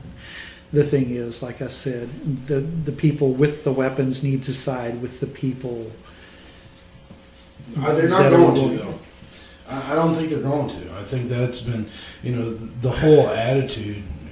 First of all, I don't believe that the thing that is pervasive amongst cops is necessarily racism. I think it's socioeconomic prejudice that happens to include a disproportionate number of black people, and that's the way they like America to be. But I think at the base of it all, it's all about socioeconomic prejudice. Who you are, where you live, how much money you make, what kind of clothes you wear. Cops pay attention to all of that shit and decide whether or not they're going to pull you over and whether or not they're going to take you to jail. Oh, sure, based on that sort of data. I totally agree with that. I've actually been harassed by police simply for, like in the summertime, wearing short sleeve shirts and having visible tattoos. I've actually had cops walk up to me and ask me for identification, things like that, ask me where I'm going. And of course, I'm one of the assholes, according to them anyway, who says basically, am I being detained? Mm-hmm. If I'm not, good day, and I'm walking on. And that really pisses them off, and you get harassed a little more. And ultimately, though, because I'm white, they will tend to back off from me faster than they would, say, if I were black. Right, I would agree with that as well. They definitely will not back off of somebody of color simply because of the fact that they've been taught that people of color are criminals. Yeah. And that's really sad for anybody of color. It's a commentary on our society, though. I mean, sure it is. It's a continuation of racial prejudice, but it is also socio-economical. I mean, it's hand in hand. I can prove it, and it goes both ways. You go into an area that's known for drug activity, driving a brand new, let's say a more conservative type of vehicle associated with a wealthier type of person, like even a Cadillac. Right. Let's say you're a white guy driving through a known drug neighborhood in a Cadillac that's not pimped out. Cops are going to think you're somebody that's there to buy drugs. Right. They're going to immediately think that because of your vehicle and, maybe how you dress. And that's as much socioeconomic prejudice as profiling somebody based on the fact that they're driving a shitty car and their clothes were bought at Walmart. Right. It's exactly the same. And they use clues and hints like that to determine whether or not they're going to pull you over in the first place. Oh, sure. I totally agree with that. Man, we're getting into some controversial stuff. Oh, no doubt. You just got me thinking about when I was... Well, back in the day, I used to do a few things I probably shouldn't have done, or I'm not going to mention, but... Allegedly done a few things. Most of the biggest criminals I ever knew in my past were white, believe it or not. But because they were white, they were never under suspicion. Mm-hmm. So they got away with it. And that really burns me up to think that, because of your color, you can get away with pretty much about anything. Up to a point. Yeah. That's certainly true. Exactly. If you're poor, lots of times you get caught up in a system. And I was talking to somebody about that today who happens to live in Ferguson as well. And it's like the whole system is built so the people at the bottom pay all the taxes, pay all the fees, pay all the licensing, pay all the property taxes. Everybody at the bottom end of the ladder gets to pay all the costs, including getting caught up in the legal system. Sure. And that's as much a revenue stream as anything, especially like with DUI. DUI has been lobbied to the point where we now have private DUI services after arrests that make for-profit money off of, legislation that they helped write. Sure, becoming homeless these days can actually get you in a lot of trouble. And if you're homeless and they get you for vagrancy and they get you into the system or they get you into jail, they'll fine you. If you can't pay that fine, they keep you in jail and they keep fining you and keep fining you and keep fining you. And ultimately you end up staying in a system that basically is paid to house you So you're basically a money-making gimmick. Well, I don't know if you guys heard this, but a few years ago, Springfield County, like the county jail here in Sangamon County, actually had the highest death rate per capita than any other jail in the nation. Because they deny people their medication, they don't get treatment, you know. Well, sure they do. Yeah, I'm not surprised by that at all. And there used to be hospitals for mental illness and things like that, which they have actually completely eliminated. So most of the mentally ill people actually end up in jail, and they ultimately end up in prison, and they're usually killed there, or basically they live extremely harsh lives there when they could probably be treated in a hospital and actually become productive members Not be of society. criminalized at all, for sure. Yeah, exactly. People who shouldn't be criminalized are. Right. Because of the fact that they may go out and do something that seems bizarre because they have a mental issue that they need to deal with, Right. you know, a mental disability, and because they're put into the prison system instead of some sort of health system, you know, they ultimately end up becoming just another statistic. The only way that mental health will ever be a priority is if there's a way to make a profit off of it. Right. And that's the way it shouldn't be. It should be the total opposite. It should be something that we offer as a service based on the taxes we already pay. Right. It should automatically be there for everybody, just like healthcare in general. Well, ironically, you have that situation right here in Chatham right now. There's one memory care facility that's been built, and there's another one that's going to be built. They deal specifically with dementia. However, they're being built by a guy from Charleston who's running for state legislature right now, unopposed as a Republican, who made his money as a contractor, and then he got into being a landlord for Eastern Illinois University students and probably made a shit ton off the backs of those kids.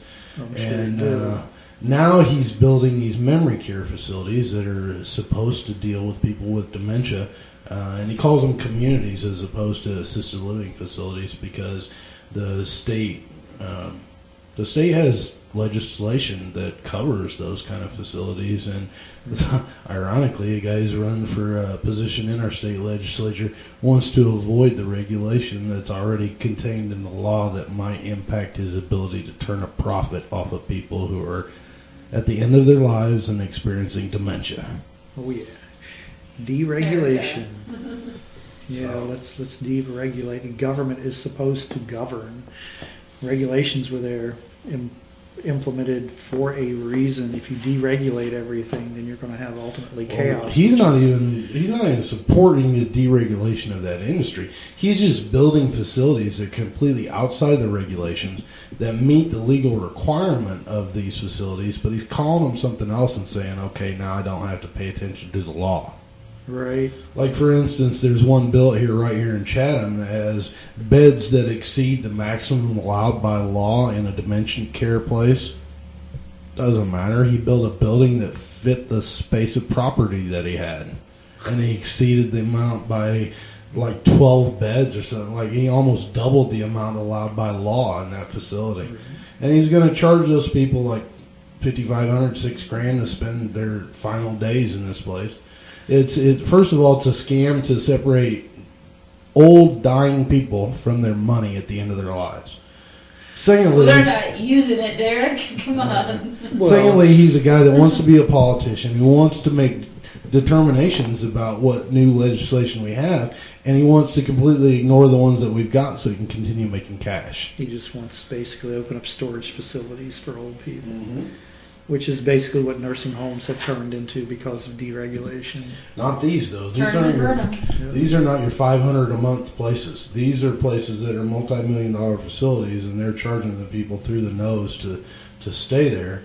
Wow. But they're turning a profit, right? And that's why they're building more.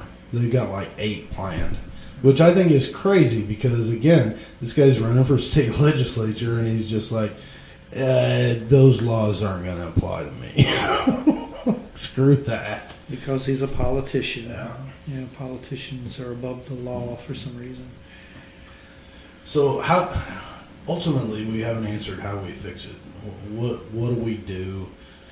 What specific action can somebody take? What would you tell somebody? If they want to protest and they don't think it's right, what do you do? you continue to have a voice, you continue to put out there, that you are willing to be part of the change, part of the solution. And you try to get everybody on the same wave, or as many people as you can anyway, on the same page, enough to where you can actually have a large enough voice to where you can actually present yourself to the powers that be and say, look, we outnumber you. Not only do we outnumber you, but those people you think are protecting you are actually on our side as well. They have family over here. I doubt they're going to side against them. Let's sit down and seriously discuss this. Let's put aside our religions, our politics, and let's do what's truly right for the human species, for our race of people. Let's just fix things. Let's start it, and let's start it now. Go arrest the president.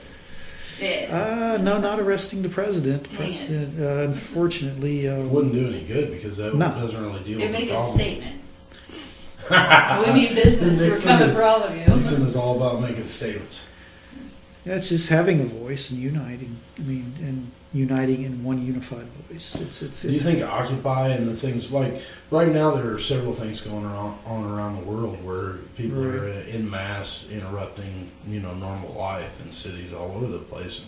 It's not just we're not seeing protests just here in the United States, but it's all over the world right now. It's leading toward it. It's definitely leading toward what needs to happen.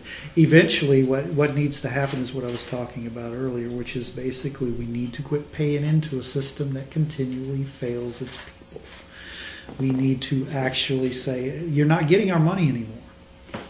We're not going to put up with this crap anymore. Kick their feet out from under them, and that's the only way you can do it is to quit funding them, because that's what's all important to them. Right. At the end of the day, it's all about the cash. It's all about the cash. It's not about the people, and we need to put the people first and say fuck the cash. Cash has nothing to do with this anymore. It's an outdated system that needs to go. Right, but they're evolving the system on their own, because one of the things that I've noticed, like in the last 10 years, is these not even special interests, but just like left and right wing in general have invested heavily in not just national offices, but everything down to municipal level elections have had money donated from like the Koch brothers and people like that. They're instituting this antagonistic system, where it's a two-party and everybody's fighting and there's constantly chaos. That's coming from the national level and filtering down all the way through state and municipal offices, and it's being funded by the same elements that are causing it on the national level. And they've really sort of made a farm system of people all over the country that are buying into the way they see America, and that is a constant battle at the top for ideas to keep everybody from seeing the man behind the curtain. Right. And that's what the whole battle is between the D and the R. If you look at the guys and where they make their money, where they get their campaign donations, they're conservative elements that are donating to Democratic candidates all the time. They're getting money from both sides. Yes, they are. And they're claiming to be one thing while they're taking money from both sides. Yep. That's why you can't trust either side. The thing is, you have your left and your right. It's neither can even function without the center. The center has the most power, but the center does not acknowledge that it has the power to bring those two hands together to actually create something worthwhile. Well, I think the powers that be have done a very good job in making the center irrelevant. Oh, yeah. And not even present in the conversation. Right. The whole conversation, if you turn on MSNBC or Fox or pretty much anything except maybe Al Jazeera America, you see a very polarized and obvious polarized presentation regardless of who you're listening to. Sure. And that's for a purpose. Yep, and they tend to cater to a person's basic ideals and whatnot. And the thing is, people need to get away from. People need to admit that they're wrong about things. Admitting that you're wrong is the first step in recovery. Admitting that you have a problem. And if you take sides in something, basically you're creating that divide, which means you're part of the problem. Which means you would admit, hey, I'm part of the problem. I need to stop and become part of the solution. It's that simple. We complicate it with all the bullshit. But it's so fucking simple. The bullshit is there for a reason. The complication is there for a reason. It's all part of the show. It's all part of the distraction. It's a magician's trick. Yep. That's why they move their hands. That's why they had the pretty lady standing there with the short dress on, who bends over politely and distracts you from watching him do his little sleight of hand. And, yeah, it's all basically it's a magic show that we've all fallen for, and we need to stop it. I agree. And like I said, it's becoming more and more pervasive at every level of government. You can see the same bullshit with people that are heavily invested in where the money's coming from, even in local races. Those guys are bought and paid for just as much as senators and congressmen. Oh yeah, it's happening. It's everywhere. And it even filters down to the example they said. Even filters down to like. Say you work at a convenience store. If you hobnob with the right people, you're going to get a higher salary than the guy who's over there working his ass off, but who isn't basically sucking up to the owner of the convenience store. It all basically goes back to the example that the higher ups set for everybody. Right. It's all about who you know. Exactly. Yeah. Who you know and who you blow, basically. That's exactly how it is. I get nowhere in life. Yeah, I pretty much, I don't get anywhere either, because I tend to be a realist about things. Such a realist to the point that people tend to dislike me for that sometimes. Because then they think you're a fatalist. Exactly. That's what I get a lot. And I'm not a fatalist. I'm actually one of the most optimistic people you'll meet, because I still believe we do have the ability to bring about the change necessary to, make everybody's life better. So I definitely, when somebody calls me a fatalist, I don't get it. I don't understand it. But that's on them. It's not on me. We live in La La Land. They think everything's, pies and rainbows and all that crap. Yeah, basically, as long as I have my nice car and my jobs that distract me from what's truly going on, I'm living in bliss. That's what Bill Hicks said. Yeah. He says it's all, it's all bullshit. It's all a game. That's what Carlin said. But Bill Hicks was talking about, this must be real. Look at my bank account. Look at my family. Look at my nice house. No, it's not real all at all. fantasy. It's all a ride. It's all, and like he pointed out, the people that come along and tell us that it's all bullshit, we kill those people. Mm-hmm. That's how we deal with that. That's right. You become a target when you actually show people. You pull the veil back and you show them the true reality. They don't want to see that. So, you're evil. You're the devil. Bam. Mm-hmm. And now they don't even have to kill you. I mean, you can be marginalized in one of a million different ways. And I think, certainly being targeted by police and stuff like that, it marginalizes your credibility in the eyes of the nameless, faceless minions who just go and turn on the 6 o'clock news every night, and they make sure they vote every November 4th, and they, those people, if they see you standing up and the police are arresting you, then they're like, oh, that guy must have done something wrong. Maybe the movie They was right. Oh, it was definitely on the right track. Yeah. Carpenter was definitely, was it Day? Yeah, Roddy Piper. He put on the glasses, and it's you like actually saw people on the really beach on an ad, but he puts on the glasses and it says Procreate. Yeah, exactly. On the money, he puts on the glasses and looks at his $1 bills, and it says, "This is your God." Yep, that was Carpenter's way of trying to actually have a voice about what we were going through, and he saw it back in the '80s happening as well. Well, that's where that's where the true form of what we have going on now started. It's ridiculously accurate. Yes, after Vietnam, and once we elected Reagan, I don't know what it was about that particular president that started just fucking shit up. It was Nancy. And it was actually that's when corporations started pulling the strings. I mean, they were actually behind the scenes, but they didn't have that much control. With Reagan, they were actually able to get the reins and start pulling. Well, it was, I think Donald Rumsfeld was on his secretary's staff, and he was like one of the guys that got aspartame popularized, and which is in Diet Coke, and causes grand mal seizures. I mean, those studies were proven that it's poison. There were two of those guys heavily involved from the early conservative days. With Rumsfeld started with Ford.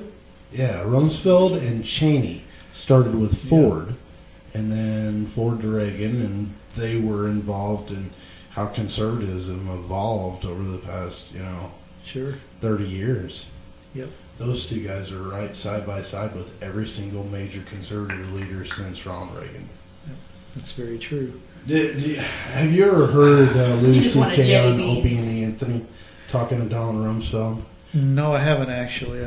Louis C.K. was on the Opie and Anthony show, and Donald Rumsfeld was on hyping his new book after he retired as Secretary of Defense. And for like 12 minutes, Louis C.K. goes after him about whether or not he's a shape-shifting lizard from another planet who's right masquerading as a human trying to destroy our world. And he asked the former Secretary of Defense if he ate babies and kittens and stuff like that. And the entire interview, Rumsfeld would not confirm or deny that he was a shape-shifting lizard from another planet. Did he confirm or deny that he ate babies? No, he wouldn't deal with it all. He wouldn't give them anything. And of course that kept Louis right after him, because he wouldn't just say, "No, I'm not a lizard." So because if somebody asks me, I'm gonna fucking tell them, "No, I don't eat babies. I'm not a fucking lizard." Because I'm not, like somebody's like, "Hey, I think you fucked your first cousin." You're just gonna say, "I didn't fuck my cousin." Same thing. Louis C.K. came up with the idea that it was theoretically impossible for lizards to identify themselves as lizards. So they couldn't confirm or deny that they were a lizard, because then it would break the lizard code or something. Right. So that made him a lizard. Yeah, so he's definitely a lizard. It was great too. It was such a brilliant moment of comedy. I have to look for that one. Yeah. What do you think? Are there lizard people that are at the top of our government levels? I don't think they're lizard people, but I don't know if there's an Illuminati or not. But the thing is, something that I heard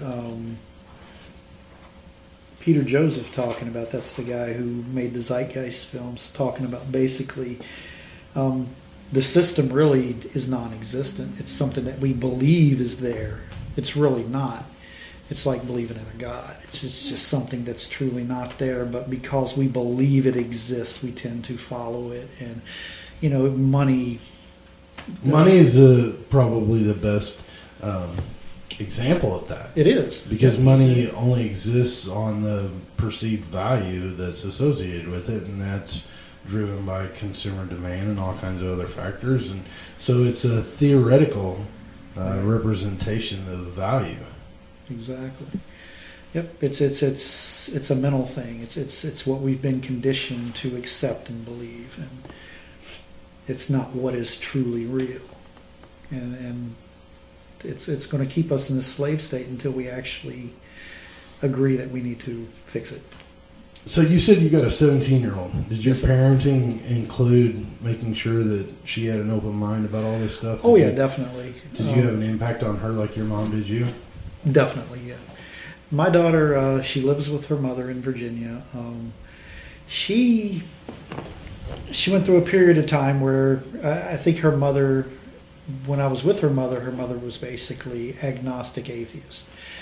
And she ended up with a guy who comes from a Christian background. He doesn't seem to really care one way or the other, but his family are rather religious. So I think she was like me in a sense that she saw both sides, the religious aspect and the non-religious aspect, the realist aspect. And she's become very realist.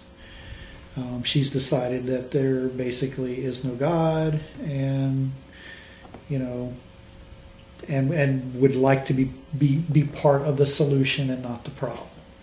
A lot of her friends are like that too, even if their parents are uber religious on both sides, because I don't know, they're thinking. The younger generation is actually really critically thinking and analyzing what came before them.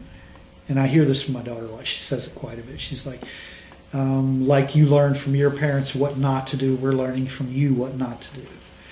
And they're seeing religion, they're seeing government as basically the problem, not the solution. And they're going to be the generation, I think, that actually they're going to end up in the bloodbath, I'm afraid. But ultimately that bloodbath will bring about the necessary change and bring us into a final peace that we all need. I'm going to Sweden. Yeah, Taking my kids to Sweden actually has they have a good thing going on over there. They're majority atheist or secular basically, and they have a very, very interesting culture over there. They're very open-minded, very accepting. Yeah, taxes are high, but I mean they have parks that everybody can visit. Their health care. If you don't have a job, you're not thrown out on the streets. You're still given housing and whatnot. Everybody has the ability to retire there. Don't have that here. Men and women both get maternal leave if there's a baby. Sure. Women get a year. I think men get 2 months. Well, how do you get there? I mean, if they can do it as a nation, why couldn't we achieve that? They weren't religious based. Exactly. Basically, Sweden has pretty much put religion on the back burner. They're like, we don't care what your beliefs are. This is what we need to take care of. And that's the only way we will ever get there. If we put all these walls of separation aside and just focus on what needs to be done. Is there even a possibility at some point that we could elect the right guy and make everything right again? I mean, like Iceland had a pretty good example. They elected a guy who was a stand-up comedian, and next thing you know, he's making radical changes. And actually turned out to be a pretty good administrator. He was a mayor and really had a huge impact, and he's kind of become sort of famous since then, but started as a stand-up comic and started running for the position as sort of a joke and won, and found himself in a position where he had to decide actually what to do. Right. Well, Australia had a politician who did the same thing. Basically, he got into power, and once he got into power, he started making what was considered radical change at first. But once they were implemented and people actually started seeing the benefits of it, they realized he was right. And that's what we need to do here. It's one of the things we could do here. Unfortunately, there's so much of a majority of the population that are still conditioned to believe in things that aren't real, that it's going to be extremely hard to overcome that in order to allow a politician to say, hey, this is what we truly need to do. More than likely he'll get assassinated, and that'll keep on happening until, like my daughter's generation and then the kids that they produce and whatnot, if they continue to think the way they're thinking, they will be able to probably through government abolish government, if that makes sense. Right. It does make sense. One of the things that I'd like to do is encourage a stand-up comedian to run for Congress in every single one of the districts around the country. Sure. Because I think that would create a variable in the debate that might bring some awareness.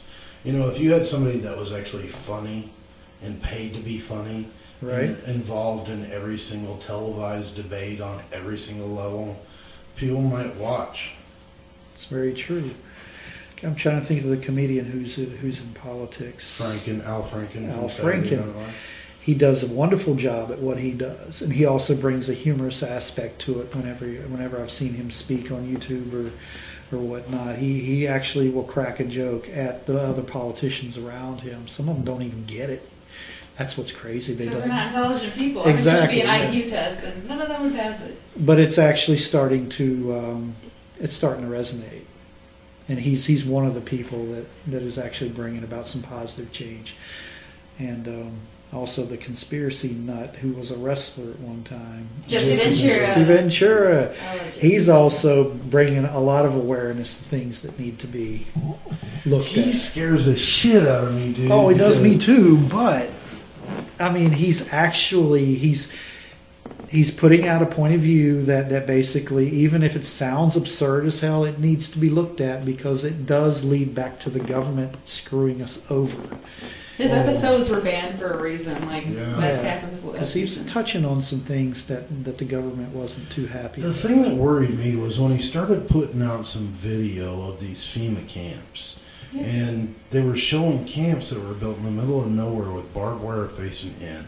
Now, if it's a FEMA camp that's being built for purposes of evacuating people in the event of a natural emergency, They've been or housing otherwise, homeless people there. Yeah, Right. why the hell That's would what they you did in, need- I think, South Carolina or North Carolina just this summer because they were having some big 4th of July celebration. So all these homeless people got sent out of the city, out to these FEMA camps, and you couldn't leave unless it was on a bus to get out, and it wouldn't be back to the city, but they weren't going to tell you where they were going to take you. But you could stay in these camps. Well, it's basically prepping for makeshift prisons is what they were doing, I believe, anyways. That they were actually they were doing test runs so that when the revolt does happen, they can start, capturing people and busing them into these makeshift prisons that they can throw up just like that. Right. And then hold you until everybody's calmed down and basically, goes Keep back control. to being... Yes, exactly.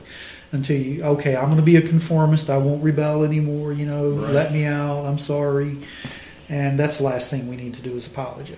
I think the thing that scares the shit out of them right now is the ability for people to communicate over the internet through technology. And I think Sopa and Pippa was like the first real assault on the internet, and I think that's where the battle for freedom probably is going to be fought. If it's bloodless, it's going to be a fight for freedom of information. Oh, definitely. Information is knowledge. And the ability to communicate that information. Yeah. Because that's one of the things that allows us to supersede whatever the government tells us. But, the only thing that exists like us doing this and broadcasting over the internet, we can say what we want without FCC regulation, and that's the only way we can do it. If we did a terrestrial station, we'd be monitored in our content. Yep. And Totally so, they'd like to shut that avenue down, I think. Yep. The internet is like the modern tree of knowledge, if you want to look at it from a religious standpoint. And basically, you're not supposed to eat the fruit of that. And they hate the fact that everybody's eating the fruit of that, so they're going to try to put a stop to it somehow. They're going to call it sinful. And they tried to, the thing that to me was so deceitful was they tried to mask it as copyright law. And that's all good and great, protect the artists, make sure that they're able to make an income. But they were making a severe entreaty on people's freedom to use the internet. They were certainly trying to put in place some method of control. Sure. And people, for the first time, like Obama was able to sneak in the NDAA, nobody was paying attention. But when they tried to do SOPA and PIPA, people said, no. Yep. Because they actually made it public that they were going to do it. They weren't sneaky about it. They thought they could just get away with it just because they were the government. We can do what we want to do. And the people were like, fuck you. Yeah. You're going to interfere with my possible, porn downloading? Fuck you, man. Exactly. It's freedom of expression. Need my furry porn. Yeah. Exactly. But in all seriousness, we have the right.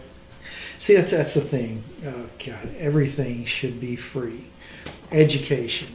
Anything we buy should actually be given to us because we are simply human beings, part of a culture.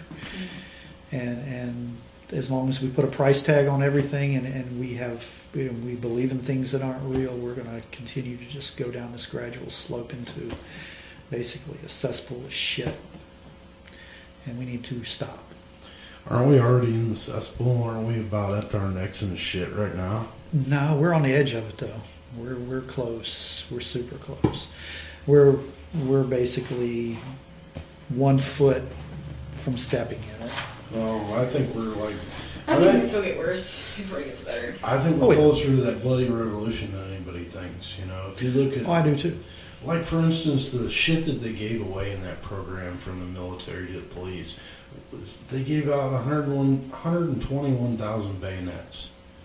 Why the fuck would a police department require bayonets for all their officers? Well, why do they need armored tanks and fucking armored trucks with platforms on them that they can put snipers on? Right. And why do they need any of that shit?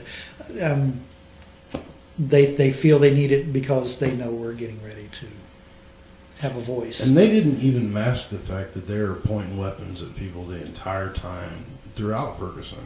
No, sure they didn't. And, you know, that really struck me as poignant and had happened one time previously and kind of got... Do you remember the rancher out west who was fighting the land battle and paying taxes and whatnot? He was severely discredited and has been. They've been working on his credibility so hard to make him a non-factor. But if you watch what occurred out there, the interaction ended up being a bunch of people saying, fuck you, and then federal officers pointing weapons at unarmed people. And I was a guest on the Main Cow show at the time, Eric Muller from Chicago, and we were talking about how ironic it was that you had federal officers pointing weapons at unarmed people and nobody gave a shit. No. Nobody. Not even the people. There wasn't an uproar. There wasn't kind of any investigation. Nobody gave a shit. But you had video of federal officers pointing guns at people without any kind of arms whatsoever. Yeah. And then, 8-10 months later, you've got Ferguson. And you've got video every single night of police officers pointing guns directly at people in the crowd, including journalists of all kinds. Right. And we went from this rancher having this standoff with armed federal officers to Ferguson, where it was happening every single night, and still no uproar. And it really kills me also that you have armed protests that basically the police just ignore, don't even show up for. You have peaceful protests with people who aren't armed, and the police show up fully armed with riot gear, with mace and everything else. I mean, why does that happen? It's because they're truly afraid. They know that basically the armed militias are going to actually ultimately side with the government because they bark loud, but they really don't have much of a bite. And that the people who have the true power are the ones who are basically the ones who are going to stand up and actually have a voice and say, we've had enough. Right. And that's going to be a majority. Right. And so they think they can equalize it with their arms, their guns, and whatnot. No, ultimately, they're not going to be able to kill us all. Yeah, I think the numbers will ultimately overcome the weapons. Unfortunately, there's going to be a lot of people that go down before that comes. Oh yeah. Before there's an end. If it ever happens like that, there's going to be a lot of people that are going to end up dead. A lot of people on both sides, but a lot of people I think will actually turn and side, like I was saying earlier, they'll side with their families, with the people they truly care about. Some will, and then some are too brainwashed to not actually make that turn. And unfortunately, they will be the ones who, either kill us or we kill them. Like I said, hopefully we can avoid the whole violence thing. Maybe my daughter's generation can actually figure out a way to do it peacefully. Through awareness, I guess. Awareness and knowledge, putting the information out there. Do not let them stop you from having a voice. This is one example of it. And it's a good way to do it. It's just getting the audience larger and larger and larger, right, and coming on board. And those are the people that we want to reach and we want to talk to, really, because definitely. The person that comes home every night and they pop something in the oven, sit down in front of the TV and watch the regular news, those are not our listeners. Those are the people that are buying into the system, and we're not. We're talking to everybody else.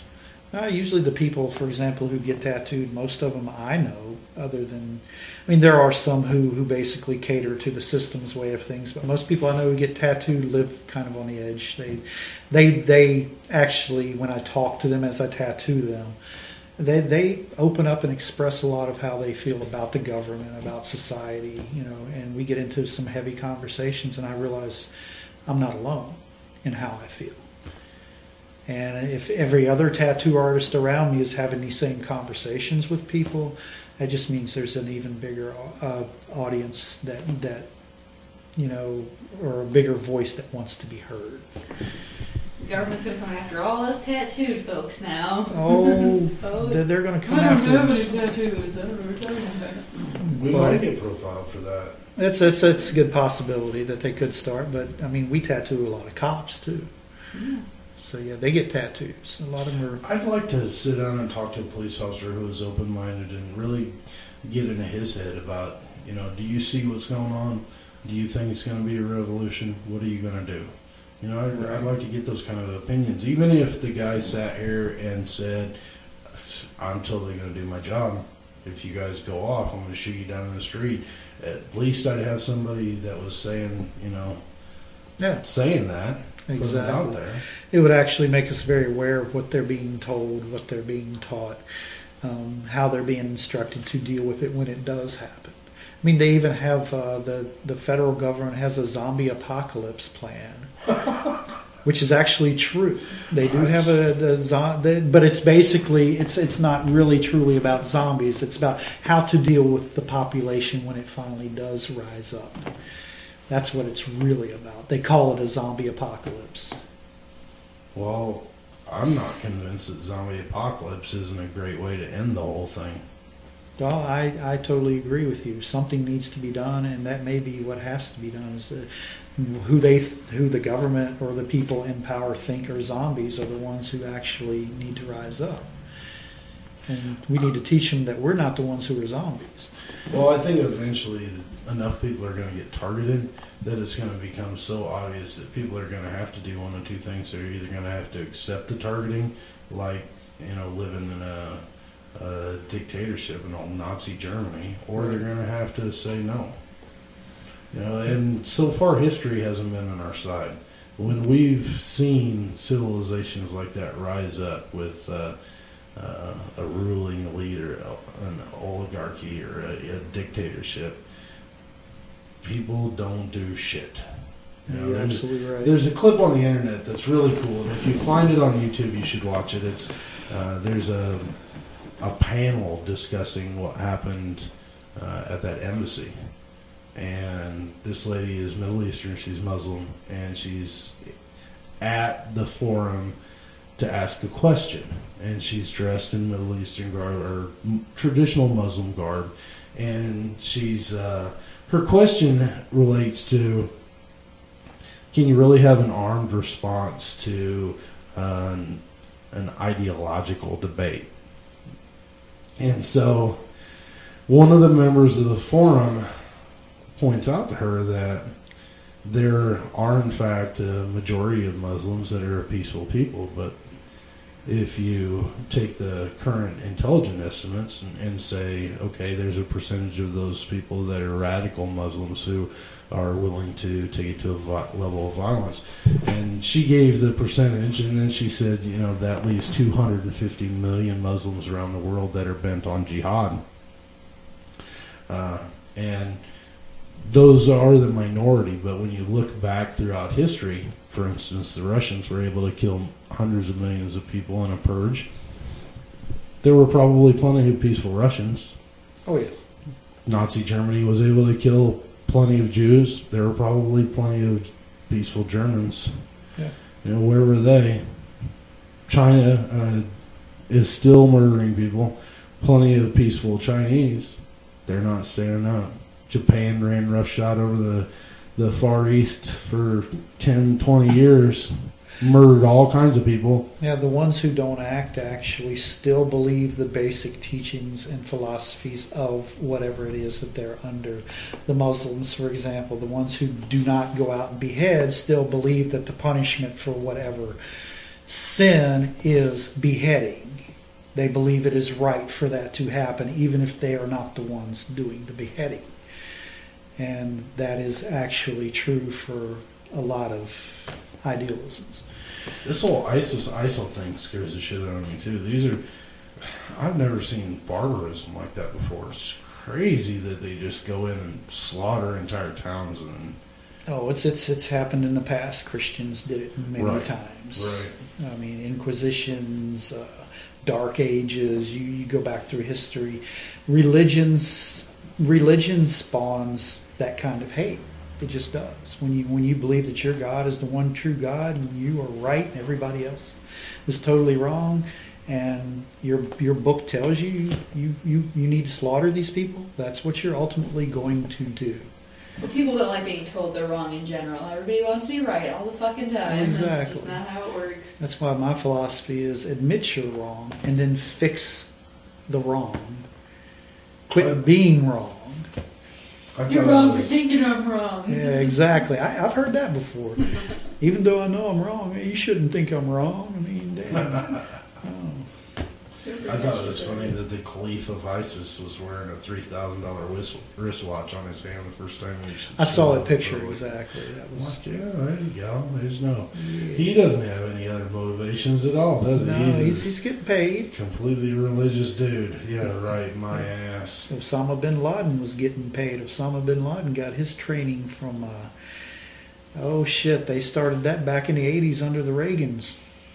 Reagan started, basically, the United States government has started almost every terrorist organization that rises up and does exactly what ISIS is doing. Well, we're definitely responsible for this one. Oh, yeah. If you look at who ISIS is, the core group is really a bunch of Ba'athist army officers who were just dislocated when we came in and said, we don't need you anymore. Yeah, exactly. We sent those people on there. Well, what were we thinking that they were going to do? Be happy with their lot in life? They go from being ruling elite to nothing in a day, and you don't think they're going to get pissed off and try some shit? Yeah, you take away their funding as well, which is what they did. They took away their money, and that you take away somebody's money, you piss them off. Yeah, now they're making millions a day selling black market oil. Yep. Not only are they a terrorist organization that was spawned by us, they're making millions right now. They're they're selling all that oil? Yeah. All the oil that we were the ones, the oil that we were supposed to attain control over when we went over there. We developed all those oil fields. We rebuilt all that shit. We made it what it is right now, and now they're making profit off of it. We created the guys, and then we gave them an opportunity to make some money. Exactly. That's a problem. Yes, it is. We've got problems like that right here. I think the whole Gulf oil spill thing was a scam. I think it's a huge scam in order to try to depopulate the whole area in order to just use it as an oil field.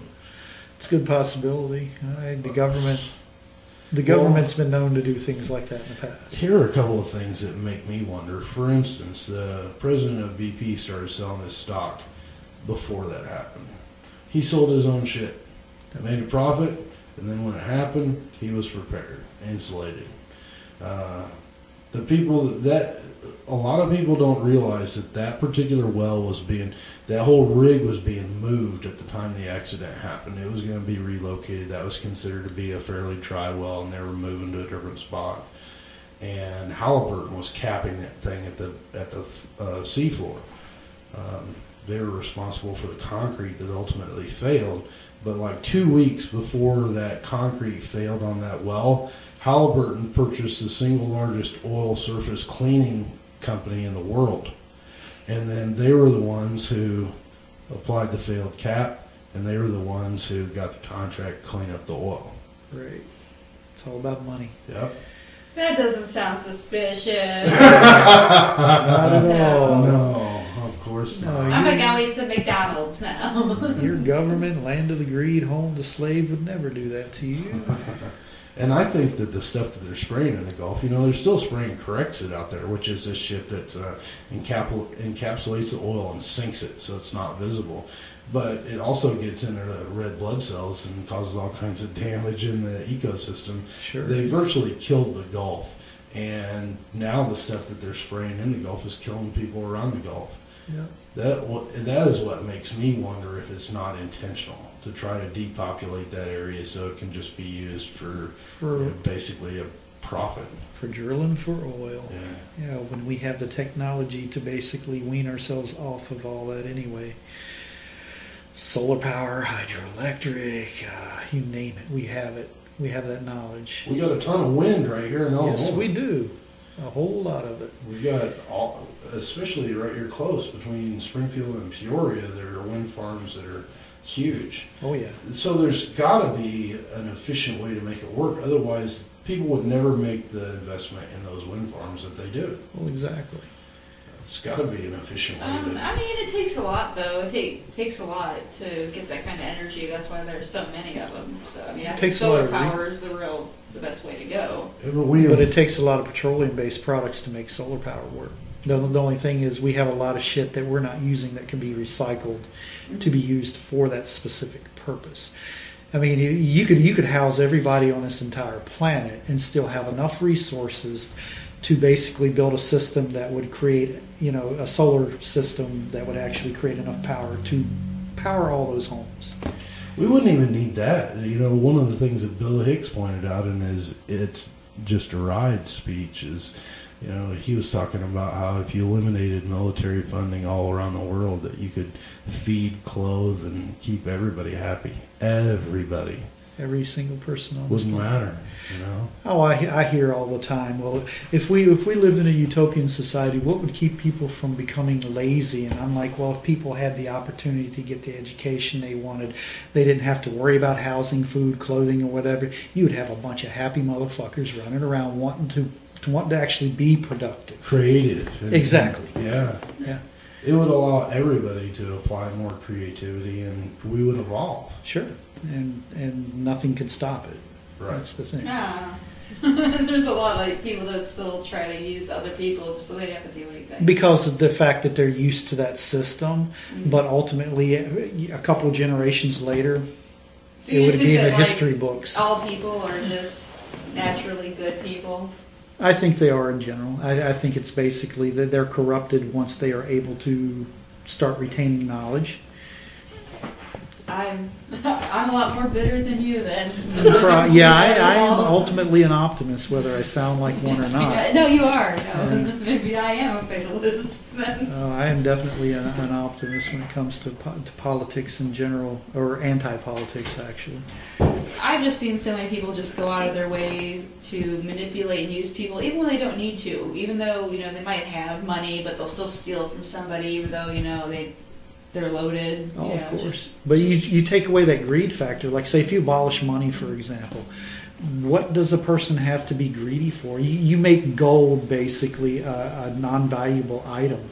I'll tell you, coveting over some women, dudes fighting over broads and broads fighting over dudes. That'll definitely happen. That's something that will that's basically people will find human nature. Yeah, they will find things to fight over, but I would rather have people fighting over who they love, than basically the material shit. Because if you're provided with all the material things you need, the only thing you have to fight over is maybe, what woman or man you might want. Well, I think you'd have to get rid of a lot of technology, because what are you going to do, give everybody a fucking iPad in the fucking country? Well, basically, sure, yeah. Yeah, everybody gets an iPad. Everybody gets the best iPad that can be possibly made. Everybody gets it. But what if parents don't want their kids to have the iPad, but the kids still want it, so maybe they'll steal it from somebody else? No, everybody just gets one. It's your birthright. It's your birthright? It's your birthright to have the best of everything that we could possibly offer each other. I wouldn't let my kid have an iPad. But the iPad would be used in schools. It would be used to educate. It would be used to play games, of course, because we'll always be a lot of the techie people that work in Silicon Valley, they send their kids away to schools that have really low tech, like don't have iPads and barely use computers, because they've seen how detrimental, society has become with technology. Well, that's because it's a commodity. It's not basically a human right. It's a right. If it were a right, it would be looked at totally differently than as a commodity or something of value. Value should be in each other. It should be what we see each other as being worth, not fucking a couch or what's in your wallet or whatnot. Your $500 purse. Right, exactly. $500 purse would not be a $500 purse if you didn't have the concept of money. Yeah, it's just like diamonds are basically worthless. There's an abundance of diamonds. They're pretty fucking rocks. That's all they are. Yeah. I don't even think they're fucking pretty. Ooh, it's sparkly and shit. So it's fucking glitter. Not all the rocks are just pretty, though, and that's one of the problems with technology, is that a lot of the ingredients used to make our mobile phones, that stuff is gotten from the labors of people who are just up abused over in Africa. Oh, exactly. You're totally right about that. Well, And that's well, something. A lot of natural resources are being harvested for use in cell phones and tablets and computers, and right off the backs and the deaths of people over there in Africa who are trying to dig it out of the ground. Yep. That's a moral fundamental, that's an inherently fundamental problem morally with technology. But if we weren't so distracted with what we're distracted by these days, we could actually focus on solving these problems, on making, solutions. And that way we're not using people as slave labor. We're not, resourcing people as tools. Once you eliminate, the problem, the only thing you have to do is, or once you figure out the problem, you just, solve it. But that exists in our system in various ways as well. I mean, Well, it does, almost any place that you can be employed now has this. Everybody's sort of categorized, and there are some people who are digging the metals out of the ground. Yeah. And unfortunately, that power structure exists to, again, keep control and keep money where it's supposed to be. Yep. And it's all about the money. If even religion falls back to the money, if you really look at it, because it's basically it's a business. It's really not anything spiritual. It's just a way to control people, to manipulate them, and basically obtain money from them in some way, shape, or form. I remember being at church and then jabbing you with the donation basket. Come on, shake up your pockets. Exactly. Getting looks of death if you didn't put a little something in there. We didn't see that envelope drop in the basket, they'd scoff and raise their eyebrows at you. People bragging about how much they put in, and I put in way more than you did. Yeah. Same thing about the I Worship Center. My friends were trying to convert me and wanted me to be a Christian with them because they were worried about my soul. The first fucking time I was there, all the pastor talked about, Eric Hansen, for 2 hours was about tithing. And he actually said, I broke it down. This is how much I want to see from every service. He was telling them, hey, I want this amount of money, blah, blah, blah, blah, blah. This is how much you should be giving me. And everybody's just okay. Yeah, what he said. I need to give him more money. I need to give my whole fucking savings because he said so. It's just the most idiotic thing ever. Yeah. He's in a 6-figure home, and he's wearing real leather jackets and $500 freaking sunglasses and shit, Gucci glasses. But those are the benefits of being a good Christian leader. Oh, yeah. He deserves it. Of preaching the gospel. You are allowed these gifts. Basically, they are from God. They're not from these people who pay for it. Yeah. They're from God Himself. People living in trailer parks, Oh, exactly. Wearing their Walmart shoes, coming to church, hoping things going to get better because they've got a porn or alcohol addiction they're fighting.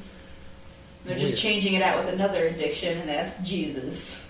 It is. It's a form of addiction, and it's hardcore with some people, to the point to where they can't even think without their fix of it. Yeah, because when I went to a baptism, and my friends were like, well, you really got to check this out because you might want to get baptized. And everybody going up, every single person that was getting baptized said, hey, I was either addicted to drugs, alcohol, or sex, or porn. Every single fucking one. And then they found Jesus. And then I'm like, I'm a Jew. Is that my sin? What do you do? What the hell? I've actually been baptized 3 times as an atheist, because everybody I talk to who had been baptized says you need to get baptized simply because of the fact that it changes you. That whole ritual, apparently, that's when God can actually flow through you. Tried it 3 times, nothing. I just got wet. I did do it. That's what I did. After all those people went up, I was like, sure, I'll try it. Why the fuck not? And yeah, I went up and I front of everybody, and that's all I said was, I'm a Jew. They're like, yeah. And I'm like, you fucks. Which means technically you don't even believe that the Messiah has even been here yet. Yeah, absolutely. Yeah. That's the thing. I was like, even if I did believe that there was a God, there's absolutely no fucking way I would believe that Jesus has anything to do with that. There's just, I'm like, yeah, he went around saying he was the Son of God, but the way Christians speak it, we're all children of God. So you sure that's not what he was just fucking saying? Well, even that, basically the same story was told 2,000 years before Christ apparently even existed. Oh, yeah. This exact same story.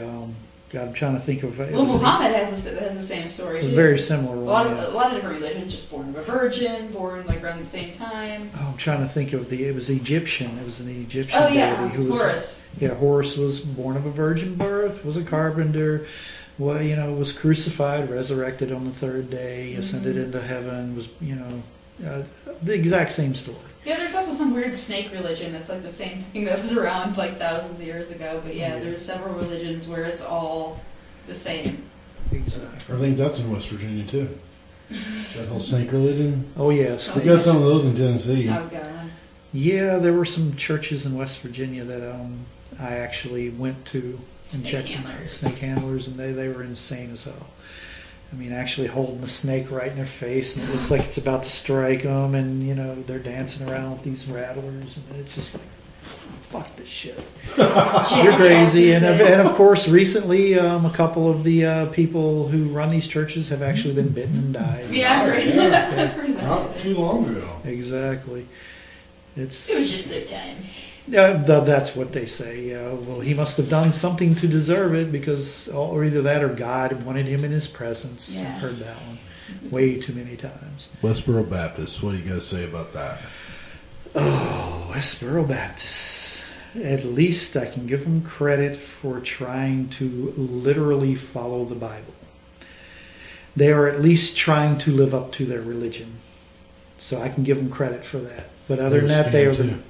What's that? They're a scam too. Oh, they're a big time scam. They're nothing but a bunch of disillusioned religious people who.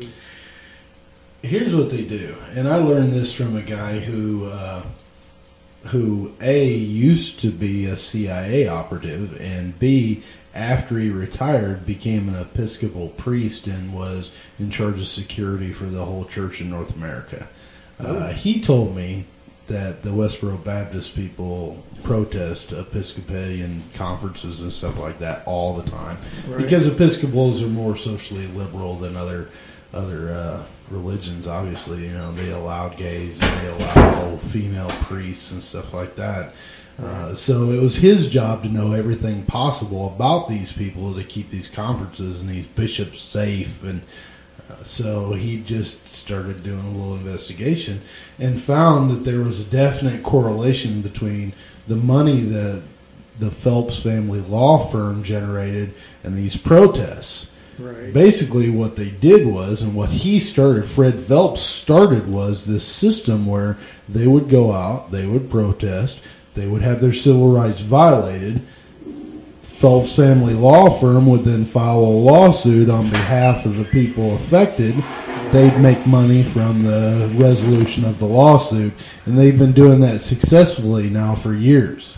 That actually makes sense. It actually does. Wow. All of their religious protests and everything that they do, and because they utilize such a radical form, they immediately brought scorn and people have violated their civil rights all over the place.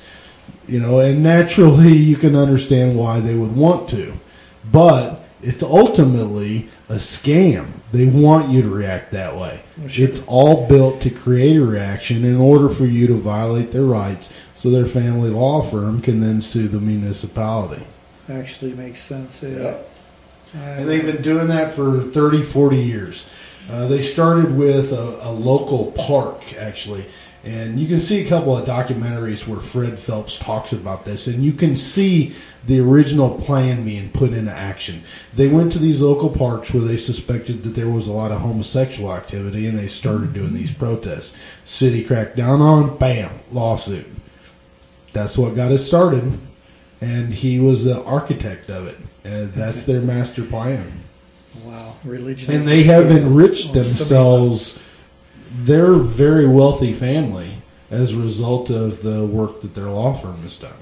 And they try to say that they're very proud of their past, which, if you look at it, Fred Phelps was a guy who did some civil rights cases back in the day. Right. He was somebody who actually took cases for like black athletes. He did, actually, yeah. And nobody else would help him, and Fred Phelps was there. Right.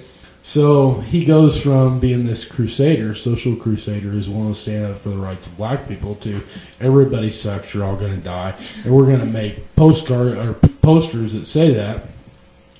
He found a niche to make cash, and he did. Their whole family did. Yeah, I knew he had actually been a civil rights lawyer or an attorney at one point in time. I didn't know he actually had brought lawsuits for their rights being violated. I had no idea. Yeah. Huh. That's inside info from a guy who was in the CIA. Okay. Damn. He said it's all a front. It's all, and if people would realize that, and if they would marginalize the Phelps the way that people get marginalized every day, right? Then they wouldn't be such a. Well, they probably have really ignorant people that are actually following them that think this shit's legit. Like I just every time I think of them, I just think of this one time where this guy went up to this 4-year-old girl that was holding a sign at one of their protests that said "God hates fags," right. And the guy goes, "Do you know what that sign means?" And she goes, "No, I can't read." Holding the sign. Oh yeah, the innocence of children. Yeah, they're exploiting the shit out of that. That is something that can definitely be used as a tool, and a lot of people use it. Using the media all the time. But it's being beaten into them at a young age already, so sure they're going to blindly follow it, because who knows if they'll ever think for themselves, Indoctrination. Oh, yeah. It's a common religious tool. Like I said before, I got removed from my CCD classes because my questioning of the religion was causing other people to question it, and that's why they booted me. No, you're a bad influence. That's not the case. You were actually trying to steer people the right way, even if you weren't even trying to steer anybody. People observe, they learn, they pick up. They may take it and run with it. I just wanted him to admit that Mary wasn't always a virgin, that at some point, maybe later on, after Jesus, Mary and Joseph had sex. Just say that it happened. At least give me that. Sure. Later on, 20 years later, they did it. Come on. Nope, never did. Nope. Born and died a virgin. There is really no historical evidence that Jesus even existed. Well, last year, a guy was doing this lecture in the UK. He was a professor, and he basically debunked the Bible in general, saying that it actually was written around the same time when Romans were infiltrating a certain part of the country, and it was like when they were at war. I forget exactly how it went. Exactly, that Christ was created actually to basically calm down the masses that were getting ready to rise up. They made the Judeo-Christian religion more peaceful by making Christ peaceful, so the people would be peaceful. Right. That is actually one theory about how Christ came about. He turned into a hippie. He's exactly. a long-haired white man in sandals. Yep. God went from being vengeful to actually having sex with a virgin and giving birth to himself. Right. Yeah, and then, living a life as a peaceful God or demigod or whatever you want to call him, and then ultimately being crucified, resurrected, and changing the entire viewpoint of the religion itself. You're not supposed to focus on the Old Testament anymore, for example. Right. You're supposed to focus on the New Testament, even though the Old Testament has the Ten Commandments and it has all of Leviticus, which tells you those sins you're not supposed to commit, which is the only chapter that really talks about homosexuality being a sin. Mm-hmm. That type of thing. Well, don't they just say like sodomites, and really a sodomite could be anything. It could be anyone, not necessarily a gay dude. Right, a man having sex with a woman. Yeah. Sodomy is just like any unwanted sexual act. Doesn't need to be in that the butt. Involves the butt. Actually. It's any sexual act that involves the butt. Poor butt. Yeah. Kind of like going rogue. We're going rogue. Yeah. Yeah. I'm gonna hate you. Back to about where we started in the conversation. It's come full circle. Yes, it has. Yeah, he didn't say gone rogue because I was like, because I don't know, going rogue came up because we wanted something with rogue. And I was like, going rogue means anal sex without a condom, without, any kind of protection. That's an inside story on how we got Gone Rogue Radio. Yep. And so Derek was like, well, that's it. It was your idea, Nixon. I'm like, yay. The one thing I hate more than anything else in the world. Butt play. So we could literally be called Unprotected Anal Sex Radio. Might as well be. In my eyes, why the fuck not? But I love double entendres. But I will never wear like any of our merchandise as much as I love the station. I'll never wear a Gone Rogue t-shirt. No, because I am such a huge advocator against butthole play in any kind. I'm totally going to be selling merchandise T-shirts that says I went rogue with Nixon. Don't do it. Don't do it. Or I get enough shit as it is. I'm going to catch a picture of you with a really surprised look on your face, and that's going to be on the front of the T-shirt. You know, the thing, Derek, I don't even think you know that, like, you know, the reason why it bothers me so much, not because my son's dad and his constant trying to put things in my butt all the time, like, that was a daily struggle, but literally almost every single guy I've ever dated, like, it can be like the first date or something, or like, you know, the third date, and we're just, you know, haven't had sex or anything like that, just making out. I think they're just grabbing my butt. And then, no, they just shove a finger in there. Just, you know, does that happen to you? You think making out with a chick and she just shoves a finger in your ass, like, a couple dates in? I probably shouldn't comment on that. Oh, well, I don't know if you're into that. I mean, if you make it aware that, hey, it's something I'm into, if you just want to do it sometime, you know, after dinner, then yeah, that's fine. But at no time I've ever indicated, I don't think, to anyone that, hey, you know, I might like a little anal play. You know, a little wiggly in there. It's almost assumed now. All I've asked. After the third guy did it, I was just like, you know, I just gotta know, why the hell would you think that would be something I'm into? Like, I don't know, I just assumed you would like it. Now, to me, anal penetration is not something you assume somebody likes. You assume somebody likes ice cream. You assume somebody likes to, I don't know, breathe fucking oxygen. You don't assume somebody likes shit shoved in their asshole. Like, oh my god, you ever tested out any other stuff? Seems to me like somebody would have to present that as saying, I like this, would you do it? Yeah. Instead of, can I do this to you? Yeah. I've had 6 boyfriends. 5 of them have done it to me. And really early on in the relationship, 4 of which before we ever had sex. So, something about me just says, hey, open for business, guess where? You know, not, ooh, I'm back. Yeah. Oh my. Just, if anybody can tell me sometime why the hell I look like I like to get pounded in the bum, you know, tell me. Because I want to change that as soon as fucking possible. It's not you, it's everybody. It's everybody else. Yeah. Anyway. Wow. You want to wrap it up? It's 2.5 hours. Well, first of all, I want to say that Route 66 Monster Tattoo is the home of the meanest fucking fish in the world. That is the meanest fish I've ever seen, ever. Yes, that fish has teeth. Is it a piranha? It follows you, too. Oh, yeah, it'll follow you back and forth. If you walk in front of its tank, it follows you constantly. And if you put your finger in that tank, it will bite you. Well, if you put your finger anywhere close to the tank, it tries to bite you. Yep. So you can get a tattoo and see a mean fish. And torture the fish, which will try to torture you back. You should come out here and check this place out, first of all, because the gallery room is really cool. They've got some great art here. Some of the pieces are done by Mel, who is one of the owners here. Great artist, phenomenal artist. Yeah. A lot of black and white stuff. Really cool, kind of cool. And then several pieces by other local artists as well. And they're going to be having some art shows in this particular room coming up. That's the plan. Cool. Yeah. But at the same time, their primary service is putting beautiful art on skin. And we've been talking to Mark Greene. He's one of the guys that's primarily responsible for getting that done around here.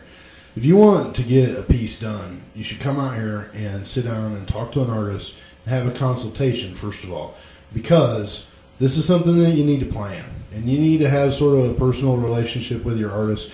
You can't come walking in the door and say, draw something up for me, and then be walking out 30 minutes later with a nice new tattoo. It doesn't work like that. If you want something that has a story and some meaning behind it, you should talk to a pro who's going to be able to tell you what looks right and will represent what you feel is important in your piece. So come out to Route 66, make an appointment to see Mark, and you can talk to him about some black and gray like he likes to do, or apparently pretty much whatever. He's up to do some covers. If you got a piece that you don't like, he's going to fix that. I also Anyway. do portraits. Portraits are tough, too. Yes, they are. But I like to do portraits. You got to have, if you're going to get a portrait done, that is specifically something that you want to sit down with an artist about, I think, and make sure that you get the rendering that you want to have. Right. Because they can look jacked really easy. Yes, they can. It just like the wrong kind of shading, and it's. Yeah. So if you're going to get a portrait done, it would be best, in my opinion, as a tattooed person myself, if you're thinking about getting a portrait done, get it from a guy like Mark, who's got 20 plus years in the industry, and not somebody who just bought a tattoo gun off the internet. Yeah, doing tattoos out of their kitchen. Oh, yeah. Or house in general. The Route 66 Monster Tattoo is located in Chatham. Illinois. Yeah, right off of the main drag intersection, and you guys know where I'm talking about. Across from the family video. There's a family video and a BP right there, and on the opposite corner you've got a little building with that houses jiu-jitsu for my friend Mark Greene, who's a police officer here, a great guy. Teaches jiu-jitsu right around the corner. A couple doors down, you'll see a big sign that says Route 66 Monster Tattoo on the front of the place. That's where you want to go. Big plate glass windows in the front that show the gallery room where we're sitting right now. Come on out and talk to somebody and get a piece together. And again, I want to thank Sean and Mel for their generosity in donating gift certificates that are going to be used for our listeners, you people. You're going to be seeing the benefit of those, and maybe you'll get to come out here and get a freebie. Be paying attention tomorrow, or not tomorrow night. I just This is gave airing on myself Halloween, away. so we should say Happy Halloween. Yes, happy Halloween. Yeah, we're recording on Wednesday. Sorry, I'm giving away that secret, but we're broadcasting on Friday, so I'm lying. We're live right now. We're at Monster Tattoo. It's Friday. We've been turning away trick or treaters all night long. Happy Halloween, and make sure you come out and visit these folks out here. And we're going to come back with another Tales of the Flesh in the week, and we're going to be talking to another artist. We're going to be talking to another inked person. Nixon's going to be here. I should. Yeah. I don't. Oh wait, next Wednesday. Oh, you're going to be shooting. I might be. Yeah, I should be in Chicago, finishing up the last part of the film I was in. Yeah. So Nixon's a fine actor. I'm all right. But you're going to be doing voice stuff, right? It's not going to be. Voice stuff and a dining scene. We do some voice acting and She's got a new film coming out where she Pantheon dies. Woods. Yeah, Nixon is actually killed in this Just film. fucking tell everybody what happens Well, to me. I don't have confidence. You won't tell me the secret though. The key part of that is Nixon dies in a gorilla suit. Yeah, why? You gotta watch it to find out. But it's like can't. it's like a thriller. It's a thriller documentary style type film. She won't give up any more secrets than that. She won't say why the gorilla suit. Nothing. No, that's all you get. That's how you. But it's a great film. I've worked on probably 22 independent films in the past 10 years, and this is by far, I think, the best one I've ever worked on. For Is it a horror film? People die in it, but it's not necessarily horror. It's more thriller. I guess that's what that. It's a found footage film, it's a found footage film. and you should probably explain what that is for the people that A don't found know. footage film is like a Blair Witch film, or any film with a camera that's first person perspective. A lot of it, and it's a lot harder to shoot than any other kind of fucking movie. That's for damn sure. It is really hard as an actor to hold the camera, remember your lines, and to work a camera at the same time. But it's really cool. It's definitely well written. There's a twist at the ending. The actors are all really good. Not just myself, but there are some other talented actors. But yeah, it's really cool. Really excited about it. That's awesome. I'm gonna be famous and shit. You are going to be famous and shit. And here's another little freebie for you. Nixon's going to be doing comedy next month in November. I'm going to be going back on the road a couple of dates, and I'm going to be over in Iowa. And around here locally, I'm going to be at Mason City Limits Comedy Club the weekend before Thanksgiving with comedian Kenny Smith. Good guy, funny dude. Funny and people. Nixon's going to be doing a guest spot. So That's still up in the air. Yeah. I've been out of commission from comedy for 2 years. I'm already putting you on the spot. You're going to be doing it. It'd be really So you'll be able to come out and see the folks from Gone Rogue Radio. You'll be able to see Nixon. Come out. I'll be there. I might do comedy. I might not. Let's see. will. Let's see if people are I'll there. get her up there. Then I'll do my set, and then you get to see Kenny Smith too. It'll be a fun weekend.